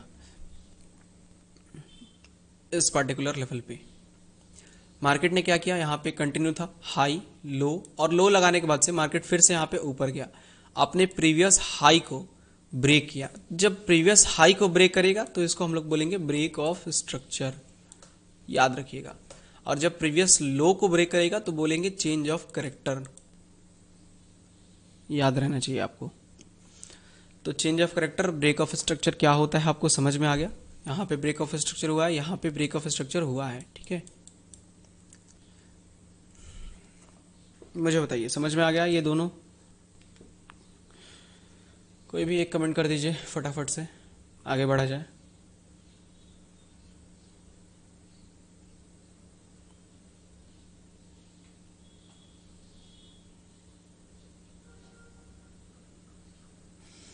चलिए, change of character, break of structure, order block और एफईजी समझ में आ गया आपको। अब आते हैं एक इंटरेस्टिंग पॉइंट पे जिसका नाम है POI, ठीक है। इसमें आपको बहुत दिमाग लगाना पड़ेगा, ठीक है, कि एक्चुअल में जो POI होता है इसको हम लोग डिनोट करते हैं POI से, ठीक है, पॉइंट ऑफ इंटरेस्ट इसका फुल फॉर्म होता है। अब POI क्या होता है, इसको कैसे हम लोग समझें। देखिए, POI का मतलब होता है पॉइंट ऑफ इंटरेस्ट। तो इसको मैं ड्रॉ करता हूं, इसको मैं यहां पे इंडिकेट करता हूं। कोई भी अगर एक कंटिन्यू ट्रेंड कर रहा है मार्केट, फॉर एग्जांपल मैंने यहाँ पे अप ट्रेंड लिया है, ठीक है, जैसे जैसे मैं अप ट्रेंड का एग्जांपल दे रहा हूँ ना, सेम वही आप सेलिंग साइड के स्ट्रक्चर के लिए डाउन ट्रेंड के लिए भी सोचिएगा, ठीक है, सेम स्ट्रक्चर बनता है, आप बस उसको उल्टा करते जाइएगा, सेम होता जाएगा आपका काम। तो पीओआई कैसे मार्क करना होता है, आपने कभी कभी देखा होगा मार्केट क्या करेगा, मार्केट यहां से यहां तक अगर गया है इस प्राइस से इस प्राइस पे, तो उसने एक ऑर्डर ब्लॉक बनाया है जो कि बनेगा ही बनेगा, फिक्स है, एक ऑर्डर ब्लॉक बनेगा, ठीक है। अगर एफवीजी नहीं बना है, मान लीजिए कोई एफवीजी बना है या नहीं बना है, दोनों ही केस हो सकता है, बना भी हो सकता है नहीं भी हो सकता है, ठीक है। और मार्केट क्या कर रहा है, यहां से नीचे आ रहा है, तो आप वेट करेंगे एफवीजी का कि मार्केट एफवीजी पे आएगा तो मैं ट्रेड लूंगा, क्योंकि एफवीजी से आपको पता है कि एक सपोर्ट देगा मार्केट और पंप करेगा ऊपर साइड में, ठीक है। अगर एफवीजी ब्रेक हो जाता है तो आप ऑर्डर ब्लॉक का वेट करेंगे, ऑर्डर ब्लॉक पे आप ट्रेड लेंगे, क्योंकि ऑर्डर ब्लॉक सपोर्ट देगा, ठीक है। दो ही कंसेप्ट आपने सीखे हैं। तीसरा एक होता है, कभी कभी आप देखेंगे मार्केट क्या करेगा ना, जस्ट यहाँ पे थोड़ा सा गिरेगा और बीच से ही कहीं से ऊपर निकल जाएगा ऐसे, वो ना ही अपने एफईजी तक आएगा ना ही अपने ऑर्डर ब्लॉक तक आएगा, और मार्केट इसके बीच से ही निकल जाएगा। तो वहां पे क्या हो रहा है, इस पार्टिकुलर लेवल पे ना आपको ट्रेड करना नहीं है, केवल समझना है, क्योंकि ये एक ऐसा पॉइंट होता है जो सबसे ज्यादा ट्रैप होता है। और ऐसा क्यों होता है, इसका नाम ही आप समझिए क्या है, पॉइंट ऑफ इंटरेस्ट। ऐसा पॉइंट जहां पे सबसे ज्यादा इंटरेस्ट हो, और इंटरेस्ट किसका हो रहा है, अगर ये एसएमसी का कंसेप्ट है, स्मार्ट मनी का कंसेप्ट है, तो जितने भी एसएमसी के ट्रेडर्स हैं उनका यहाँ पे पॉइंट ऑफ इंटरेस्ट है, सबसे ज्यादा जो ट्रेड लेते हैं वो लोग यहीं पे लेते हैं, ठीक है, पॉइंट ऑफ इंटरेस्ट से, क्योंकि मैक्सिमम टाइम जो है फेयर वैल्यू गैप और ऑर्डर ब्लॉक आता नहीं है, मार्केट जो है वो टर्न कर देता है। इसीलिए आपने देखा होगा मेरे को कितना ज्यादा वेट करना होता है एक ट्रेड के लिए, इतना मार्केट कंटिन्यू कर देता है फिर भी मैं ट्रेड नहीं लेता हूँ। एक कंटिन्यूएशन ट्रेंड गिरता रहता है मार्केट मेरे सामने, मार्केट कैंडल्स एकदम 100 200 पॉइंट की बना रहा है, बट फिर भी मैं उस कैंडल को टच नहीं कर रहा हूँ, ठीक है। ऐसा इसीलिए क्योंकि वहां पे सारा का सारा जो ट्रेड है वो पॉइंट ऑफ इंटरेस्ट से जा रहा है, मानता हूं, लेकिन पॉइंट ऑफ इंटरेस्ट पे लिक्विडिटी सबसे ज्यादा है, और लिक्विडिटी है तो लिक्विडिटी हंट होगी, ठीक है।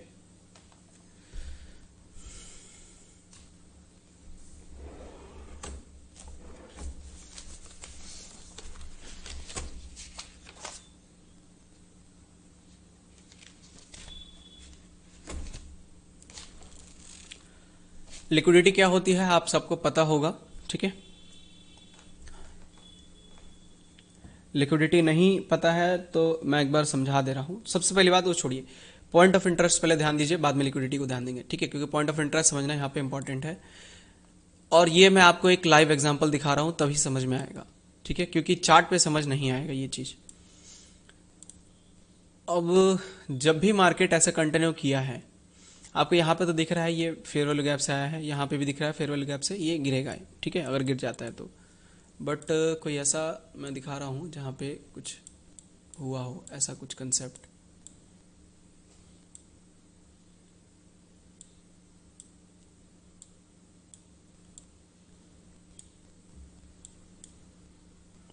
हाँ, यहाँ पे आइए, इसी प्राइस पे देखिए आप एक चीज ध्यान दीजिएगा, अगर कोई गैप अप या गैप डाउन होता है ना, तो ऐसा नहीं है कि वो स्ट्रक्चर के अपोजिट होता है, नहीं, वो भी स्ट्रक्चर के साइड में ही होगा, जिस साइड स्ट्रक्चर है उसी साइड से गैप अप या गैप डाउन भी होगा, ठीक है। तो यहाँ पे ध्यान दीजिए, मार्केट स्ट्रक्चर अप पे है, आपको पता है पहले से ही, क्योंकि यहाँ पे ध्यान देंगे तो आप नीचे से मार्केट ऊपर आ रहा है, स्ट्रक्चर अप साइड का ही होगा।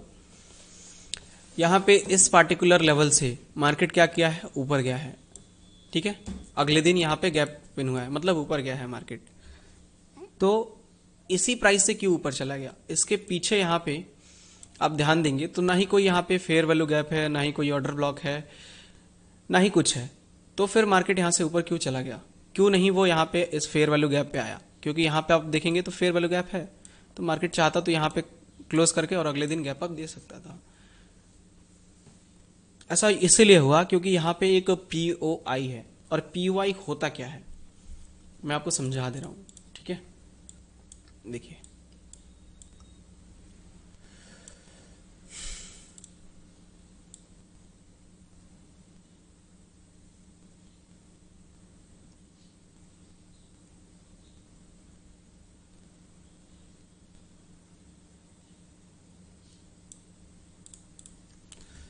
जब भी मार्केट अपना एक ट्रेंड कंटिन्यू करता है, ठीक है, फॉर एग्जांपल मान लीजिए मार्केट यहाँ से नीचे से आ रहा है, यहाँ पे रिट्रेस किया, ऐसे ऊपर गया, ठीक है, और यहाँ पे मार्केट के पास एक फेयर वैल्यू गैप है, ठीक है,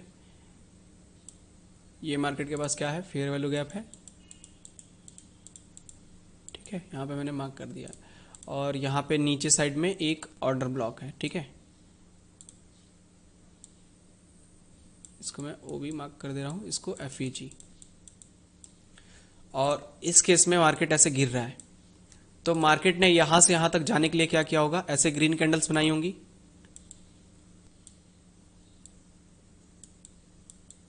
ऐसे कुछ स्ट्रक्चर क्रिएट किया होगा, उसमें कुछ रेड कैंडल्स भी होंगी, कुछ ग्रीन कैंडल्स भी होंगी, ठीक है, और मार्केट यहां तक पहुंचा होगा अपने टॉप तक। क्लियर है यहां तक? तो देखिए, आपको POI कैसे मार्क करना होता है, आप स्ट्रक्चर को एनालाइज करेंगे ना, तो आपको POI एक्सपीरियंस से ही दिखेगा, ऐसे उसका कोई भी एक कंसेप्ट नहीं होता है कि POI होता क्या है, इसमें होगा क्या। जैसे यहां पे एक मैं POI ड्रॉ कर दे रहा हूं एग्जांपल के साथ,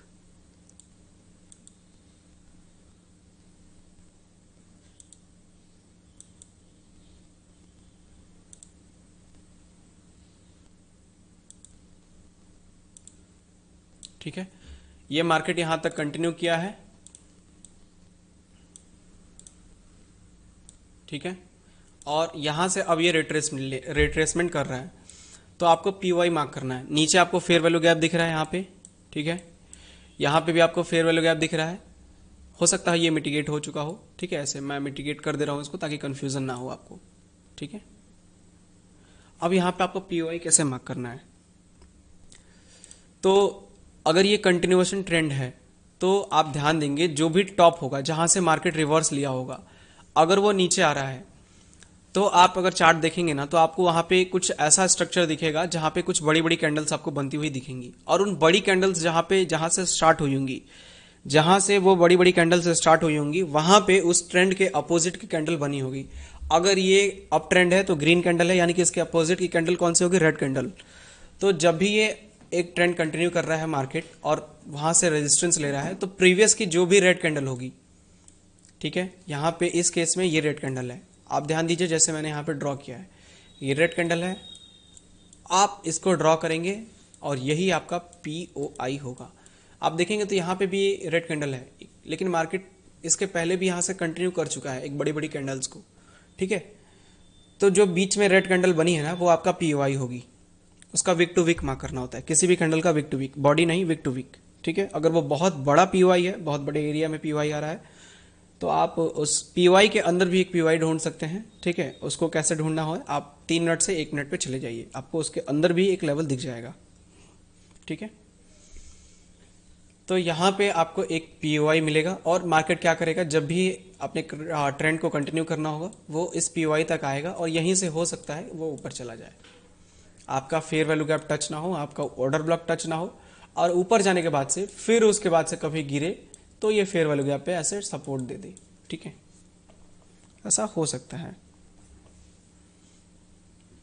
तो POI आपको समझ में आया।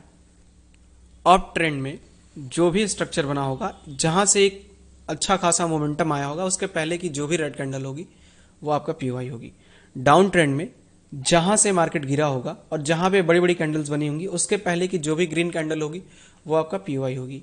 फॉर एग्जांपल अभी की अगर मार्केट की बात करें, तो मार्केट यहां से यहां तक गिरा है, इसके बीच में मेरे को एक FEG भी दिख रहा है, यहाँ पे भी एक FEG है, यहाँ पे कहीं FEG नहीं है, और ऑर्डर ब्लॉक है यहाँ पे,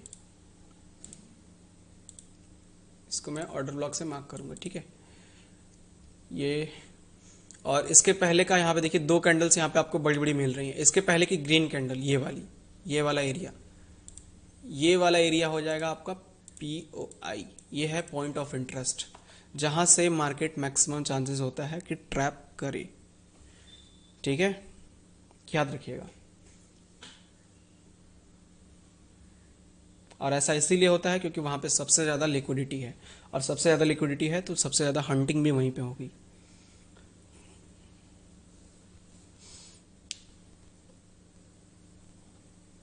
if you don't know the liquidity then you are the liquidity, एक कंसेप्ट है, बहुत अच्छा है ये बात, कि अगर आपको लिक्विडिटी नहीं पता है तो आप समझिए कि आप ही लिक्विडिटी हैं।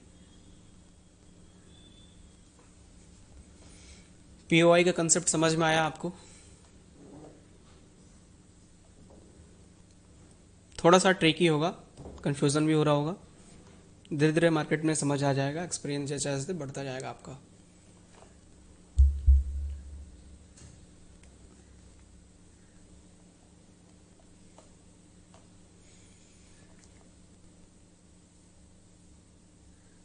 मार्केट का जो हर एक मूव होगा ना वो डाटा के अकॉर्डिंग और स्ट्रक्चर के अकॉर्डिंग ही आता है।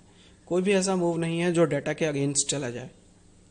ठीक ठीक है, अगर डेटा के अगेंस्ट जा रहा है वो चीज़ तो पहले ही डेटा आपको इंडिकेट कर देता है कि ऐसा हो सकता है।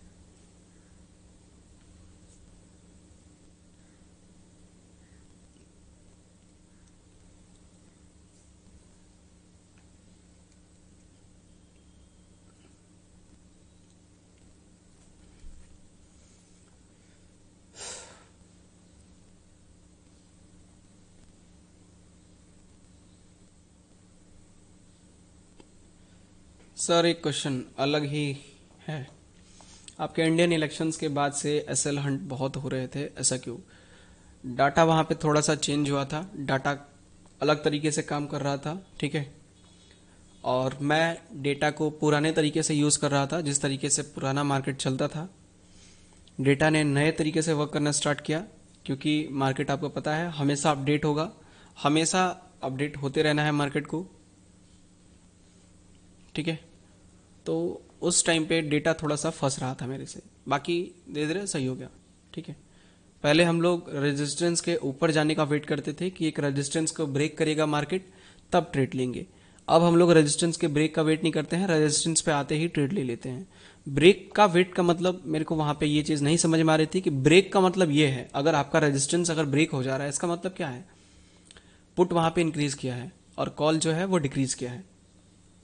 तो अगर ऐसा हुआ है तो मार्केट ऊपर जाएगा ना, नीचे थोड़ी आएगा। और उस टाइम पे मैं जाके एक ट्रेड ले रहा था सेलिंग साइड का, और इसीलिए मेरा असल चला जा रहा था। बाद में मैंने उस पर धीरे धीरे उसको समझा, उसको प्रैक्टिस किया मार्केट में, और वो चीज़ धीरे धीरे सही हो गई फिर से, ठीक है। कुछ कंसेप्ट था कि केवल मैं उस टाइम पे डेटा के भरोसे ही रहता था, बाकी कुछ अलग तरीके का यूज़ नहीं करता था, फिबोनाची वगैरह यूज़ करता था, तो वो थोड़ा सा मतलब फंसा देता था मार्केट को। अब जब मैंने इसमें स्मार्ट मनी कंसेप्ट और डेटा दोनों को ऐड किया, इन दोनों को ऐड करके और फिर मैच किया, तो मेरे को एक बेटर रिजल्ट मिला।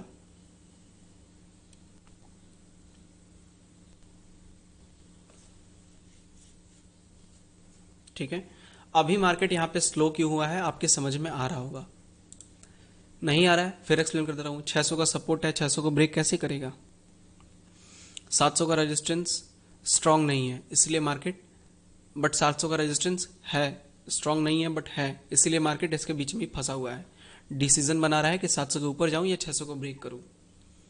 इन दोनों में से लास्ट 5 मिनट्स में आप देखेंगे तो यहाँ पे दिखता हुआ मिलेगा क्या कर रहा है मार्केट। यहाँ पे ऊपर जाने की प्लानिंग कर रहा है कि 700 के ऊपर मैं जाऊं। पहले से ही सब आपको मार्केट इंडिकेट कर देगा, ऐसा नहीं है कि बाद में कुछ होगा, सब कुछ पहले से इंडिकेट कर देगा, ठीक है। चलिए, तो सारे कंसेप्ट आपके समझ में आ गए होंगे, थोड़े बहुत जो भी बाकी होंगे वो हम लोग नेक्स्ट डे में उसको क्लियर करेंगे, नेक्स्ट ट्रेड लेंगे नेक्स्ट डे, तो धीरे धीरे सब सही हो जाएगा। सबसे पहली बात मैं बता दूं फिर से एक बार आपको कि आप मेरी ट्रेड्स को कॉपी नहीं करिएगा। ट्रेड्स को कॉपी करना आपके लिए ठीक है, बट मेरे लिए वो चीज़ इलीगल हो जाएगी, क्योंकि कॉल्स एंड टिप्स की तरह उसको सेबी कंसिडर करेगा, और देन फिर आप जानते ही हैं मामला फिर फंसेगा, ठीक है। केवल और केवल यहाँ पे एनालिसिस करना है हम लोग को, मार्केट को समझना है और सीखना है।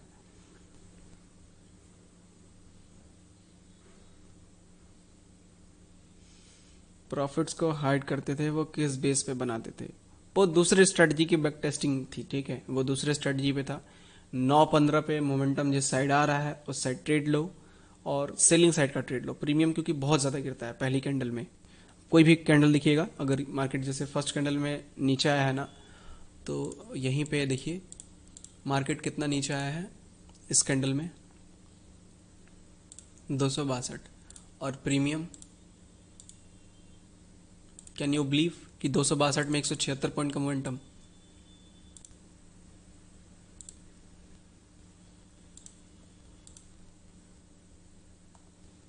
इसीलिए मैं यहाँ पे ट्रेड लेता था कि जब भी एक ट्रेड कंटिन्यू हो रहा हो और वहाँ पे उस चीज़ को मैनेज करने के लिए, जैसे सर अब वो वर्क क्यों नहीं कर रहा है 915 सेटअप पर, वर्क इसीलिए नहीं कर रहा है क्योंकि एक्यूरेसी उसकी बहुत अच्छी नहीं है, ठीक है। लॉस नहीं हो रहा था लेकिन पीएनएल बढ़ भी नहीं रहा था उससे, ठीक है, कॉस्ट टू कॉस्ट पे ही फंसा रह रहा था वो चीज़, तो इसीलिए उसको स्किप किया।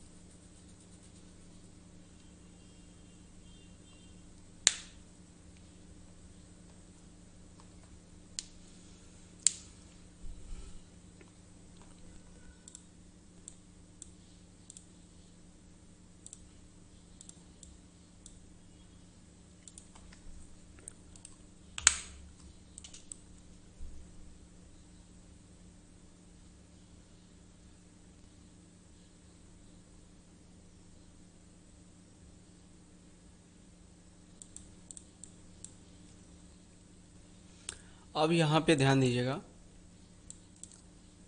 मार्केट ने यहाँ पे स्ट्रक्चर ब्रेक किया, ऊपर गया और फिर वहाँ से ये गिरना स्टार्ट किया है। गिरने के बाद से जब ये लो बन गया है ना अब मार्केट का, तो ये लो जब भी स्वीप होगा तो हम लोग क्या करेंगे, अपने चेंज ऑफ करेक्टर को शिफ्ट करेंगे और इसको बोलेंगे ब्रेक ऑफ स्ट्रक्चर। यहाँ पे ध्यान दीजिए, कैंडल इसके नीचे क्लोज की है, थोड़ा सा दिमाग लगाइएगा, कैंडल इसके नीचे क्लोज की है ना, आंसर है यस, क्लोज की है, तो इसको हम लोग क्या बोलेंगे, यहाँ पे ब्रेक ऑफ स्ट्रक्चर हुआ है। तो जब यहाँ पे ब्रेक ऑफ स्ट्रक्चर हुआ है तो अब चेंज ऑफ करेक्टर क्या क्या हो जाएगा, रीसेंट हाई पे शिफ्ट हो जाएगा। याद होना चाहिए आपको जो अभी मैंने समझाया आपको, चेंज ऑफ करेक्टर मार्केट के लिए अब ये हो जाएगा, ठीक है, क्योंकि यहाँ पे ब्रेक ऑफ स्ट्रक्चर हो चुका है।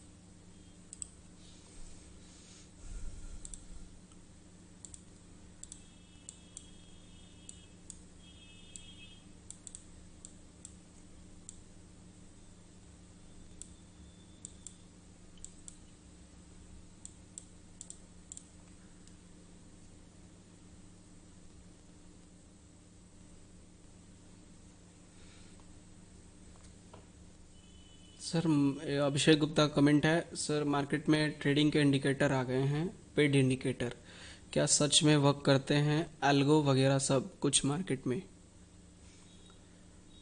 देखिए दो यहाँ पे कंसेप्ट हो सकता है कि जो आपका इंडिकेटर है पेड है फ्री है वो अलग मैटर है, ठीक है।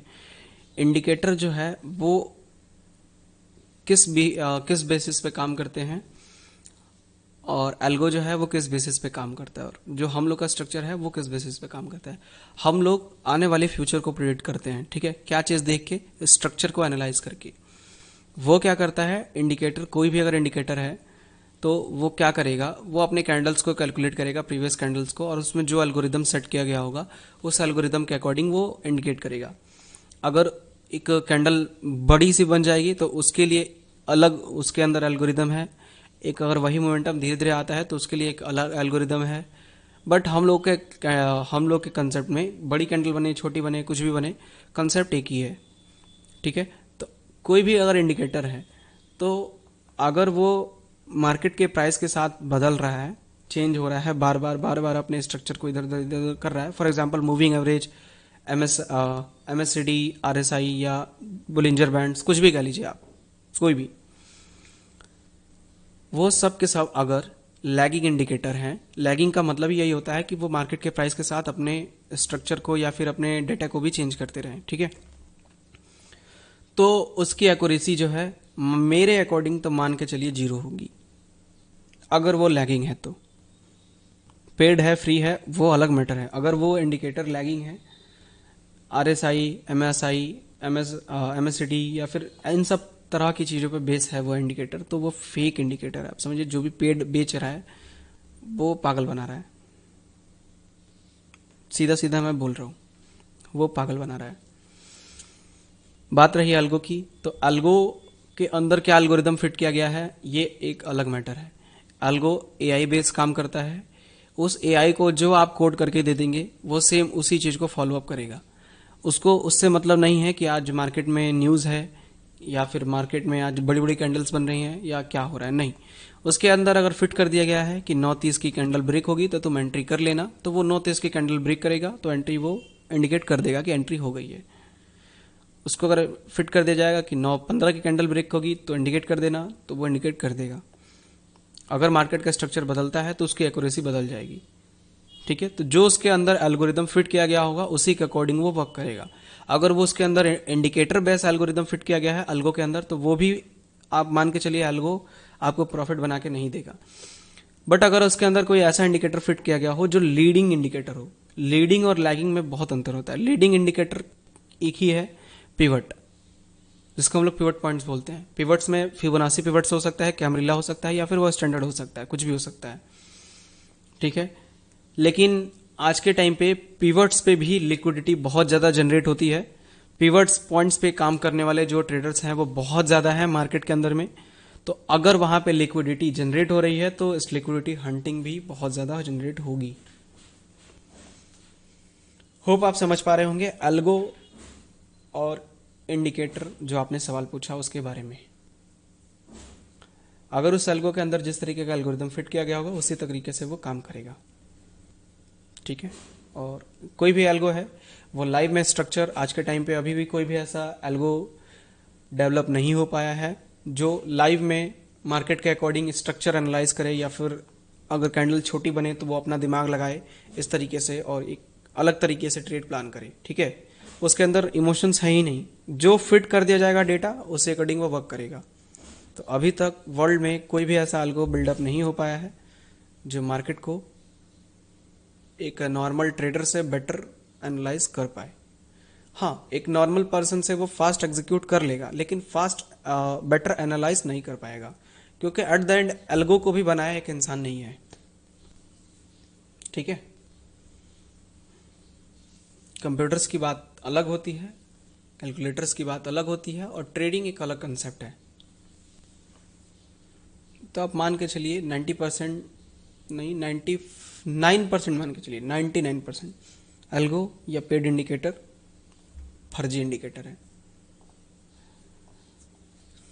केवल और केवल अपना धन बढ़ाने के लिए आपको एल्गो और पेड इंडिकेटर बेचा जा रहा है।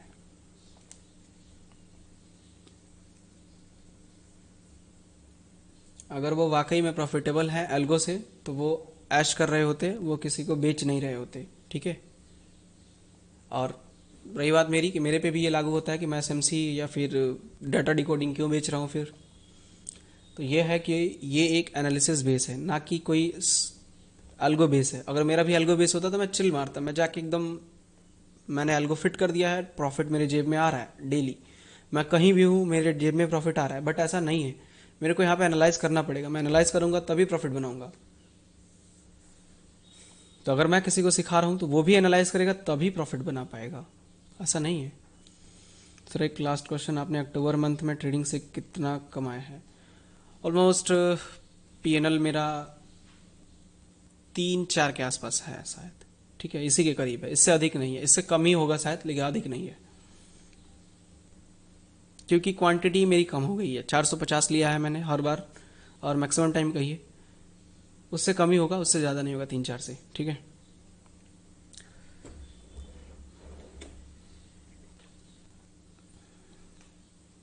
नवंबर की बात करूँ तो नवंबर में बहुत अच्छा है। नवंबर में अभी तक मेरा लगभग लगभग मान के चलिए 1.5 लाख प्लस हो चुका है, तो इस महीने की दिक्कत ही नहीं है। इस महीने में अच्छा खासा पीएनएल बन के आने वाला है।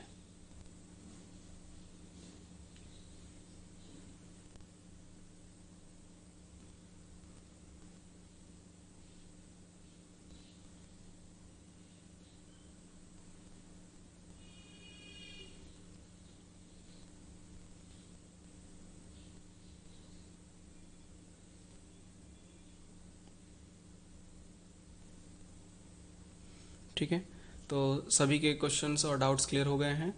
अगर किसी को कुछ और भी क्वेश्चन है तो आप पूछ सकते हैं, नहीं है तो फिर हम लोग स्ट्रीम को एंड करेंगे। ट्रेड कंप्लीट हो चुका है हम लोग का, एनालिसिस कंप्लीट हो चुका है। स्ट्रक्चर कैसे एनालाइज करना है, मार्केट को कैसे सीखना है, समझना है, मैंने आपको बता दिया है। ठीक है,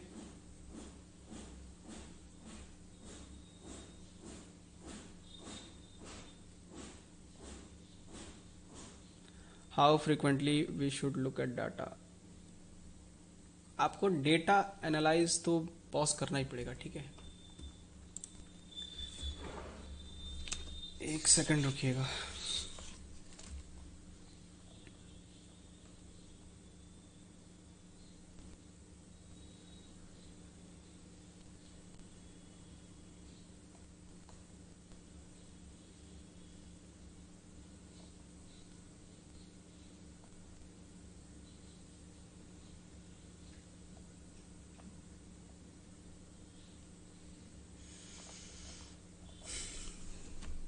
ठीक है, यहाँ पे ध्यान दीजिए। डेटा की बात पूछी है सुरेश भाई ने। तो देखिए, जब आप ट्रेड कर रहे हैं ना, तो आपको ट्रेड सबसे पहले डेटा आपको मिलेगा 9:18 के बाद ही, क्योंकि मैंने क्या बोला कि जब पहली कैंडल के बाद जो दूसरी कैंडल होती है वो क्लोज करने वाली होती है, तब आपको पहली कैंडल का डेटा मिलता है। तो जब पहली कैंडल 9:15 पे बनेगी और 9:18 पे दूसरी कैंडल बनेगी, तो 9:18 की जब कैंडल क्लोज करने वाली होगी तब आपको 9:15 का डेटा मिलना स्टार्ट हो जाएगा, 9:15, 16, 17 का डेटा।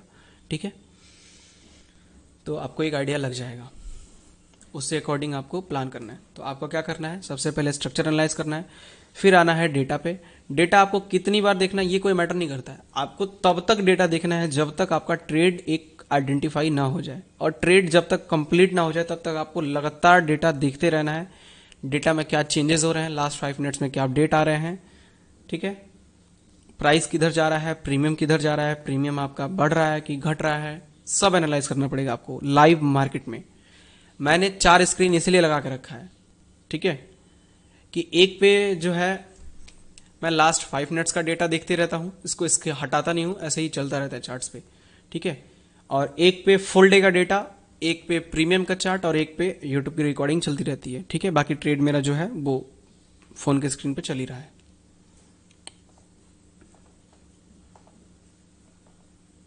आपको तब तक डेटा देखना है जब तक आपका ट्रेड कंप्लीट ना हो जाए।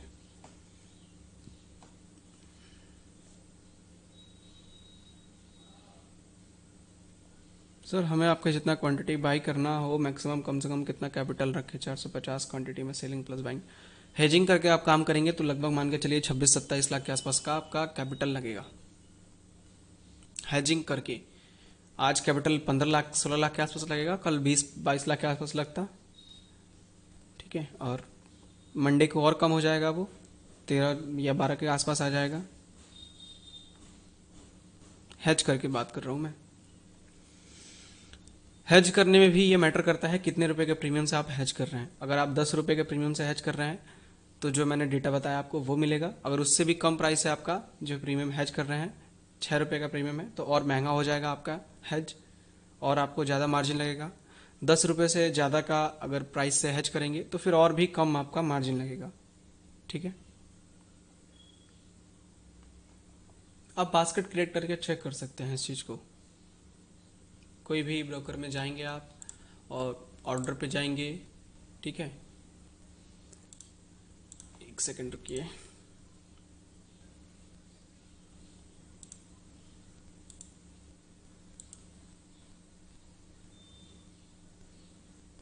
ठीक है, इसको मैं बाद में, अब मैंने दूसरे स्क्रीन पे लॉगिन किया, उसको फिर लॉग आउट हुआ। आप यहाँ पे किसी भी ब्रोकर के बास्केट पे जाएंगे और बास्केट वहाँ से क्रिएट करके आप चेक कर सकते हैं। ठीक है, सिंपल सी बात है।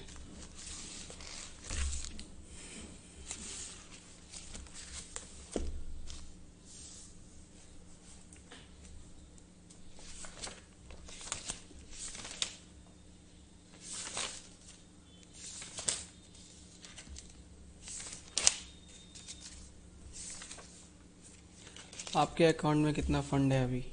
मेरे पास दो अकाउंट है। ठीक है, एक में है 44 के आसपास और एक दूसरे में भी 45-46 के समथिंग है। ठीक है, तो अगर आपको लगता है मैं 450 क्वांटिटी से काम करता हूँ, तो ऐसा नहीं है। मैं काम करता हूँ 900 क्वांटिटी से, 450 इसमें और 450 दूसरे वाले अकाउंट में। बस उसको मैं शो नहीं करता हूँ क्योंकि उसमें और भी कई तरह के ट्रेड्स हैं, जो मेरी इन्वेस्टमेंट है वो भी उसमें रखी हुई है, तो उन सब चीज़ों को मैनेज करना पड़ता है सब करके। ठीक है,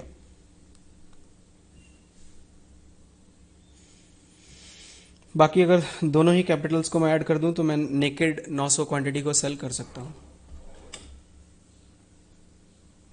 तो जो मेरा प्रॉफिट हुआ है वही एक अकाउंट में हुआ है लगभग। आज का जो हुआ है वो आपने देखा ही, और दूसरे वाले में मैं दिखा दे रहा हूँ। ठीक है,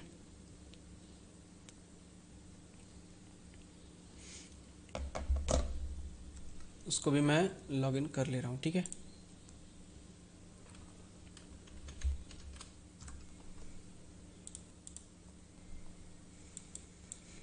ठीक है, तो सभी को मैंने जो भी डाउट्स थे क्लियर कर दिए, और जो था आपका क्वेश्चन वो सॉल्व कर दिया। स्ट्रीम को हम लोग बंद करेंगे, अब स्ट्रीम क्लोज करेंगे। अब ट्रेड कंप्लीट हो चुका है, स्ट्रक्चर मैंने आप लोग को बता ही दिया है। इसके आगे की अब जो भी अपडेट्स होंगी आप खुद से समझ सकते हैं।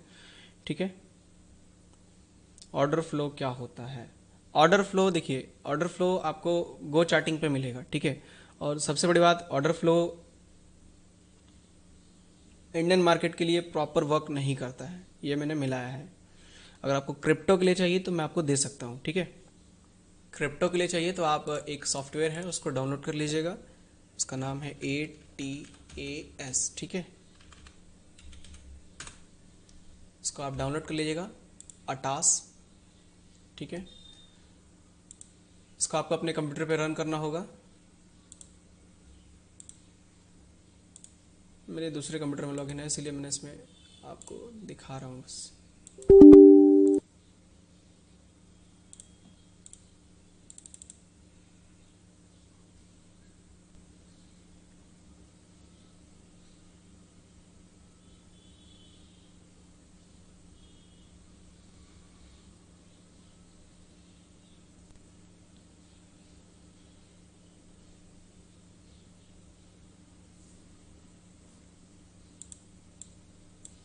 ठीक है, ये तो डाउनलोड हो रहा है, हो जा रहा है, तो फिर मैं आपको इसके आगे बता रहा हूँ। ठीक है, कैसा देखना होता है क्रिप्टो में।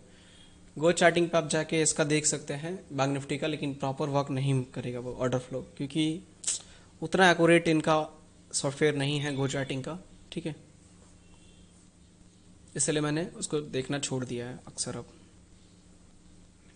क्रिप्टो में बहुत अच्छे से वर्क करेगा। क्रिप्टो में वो एक्यूरेट आपको बताएगा ना कहाँ पे कितना ऑर्डर लगाया जा रहा है।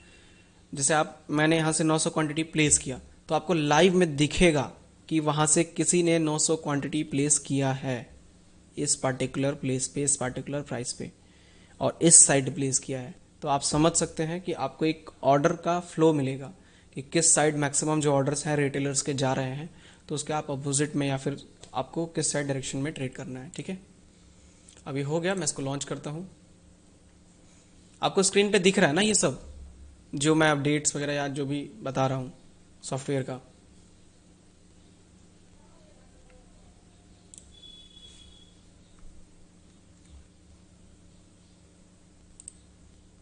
और टास्क की एक्चुअल लॉगिन मुझे याद नहीं है, मैं देख लेता हूँ।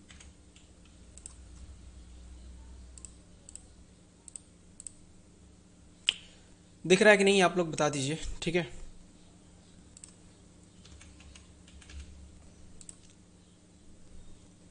हम्म,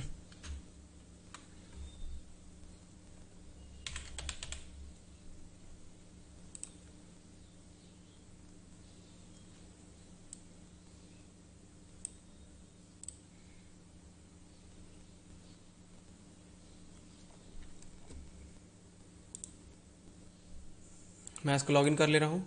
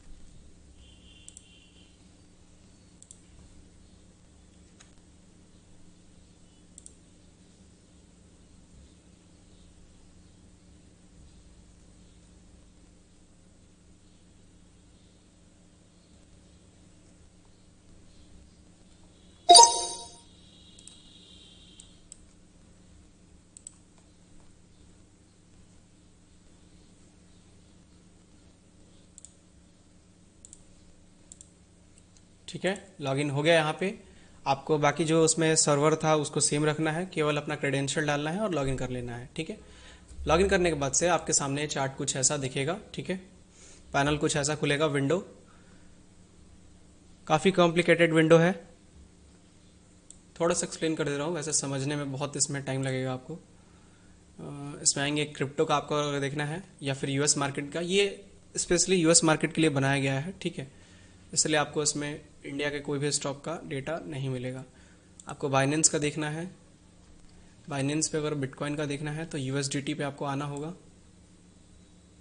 बीटीसी यूएसडीटी, यहाँ पे BTC B, BTC D, BTC P, BTC USD, BTC UP, BTC USTC, BTC USDT, यहाँ पे दिखा आपको बीटीसी यूएसडीटी। इसको आप सेलेक्ट कर लेंगे और इसको ओके करेंगे। ठीक है, तो आपको यहाँ पे सारे ही चार्ट्स पे अब बिटकॉइन का डेटा आपको देखने को मिलेगा। ठीक है, ये बिटकॉइन का प्राइस है 75,967 के आसपास अभी चल रहा है। चार्ट को आपको 5 मिनट्स पे कर देना है, इस पे भी आपको 5 मिनट्स पे कर देना है। ठीक है, अब आपको यहाँ पे लाइव में ऑर्डर पंच होता हुआ दिखेगा, मैं दिखा रहा हूँ कैसे।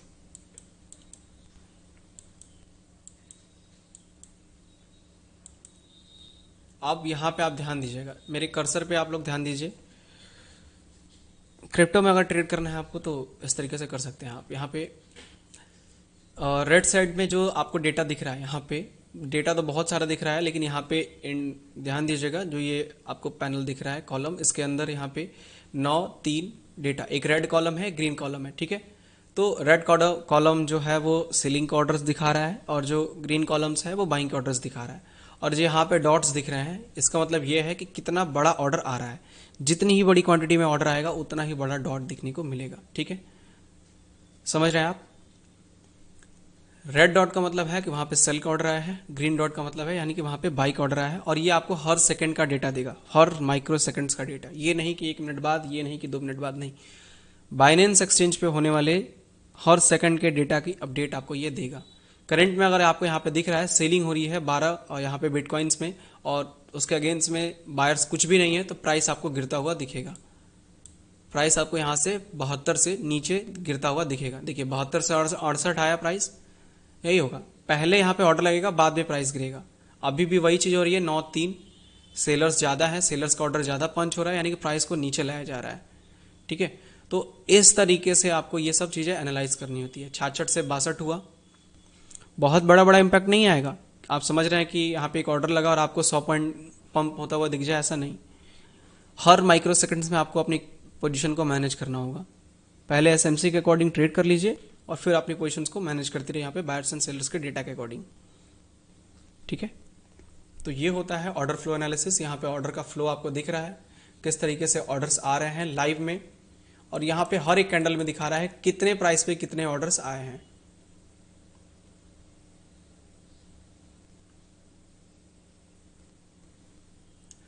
पैसा पैसा की बात नहीं है बॉस, मैंने आपको बताया ना कि रिस्क मैनेज करना और बहुत बड़ी बात है ये। ठीक है, बहुत सी चीजें हैं जो क्रिप्टो को करने से रोकती हैं। सबसे बड़ा जो है वो टैक्स सिस्टम है, 30% काट लेना प्रॉफिट्स का गवर्नमेंट में।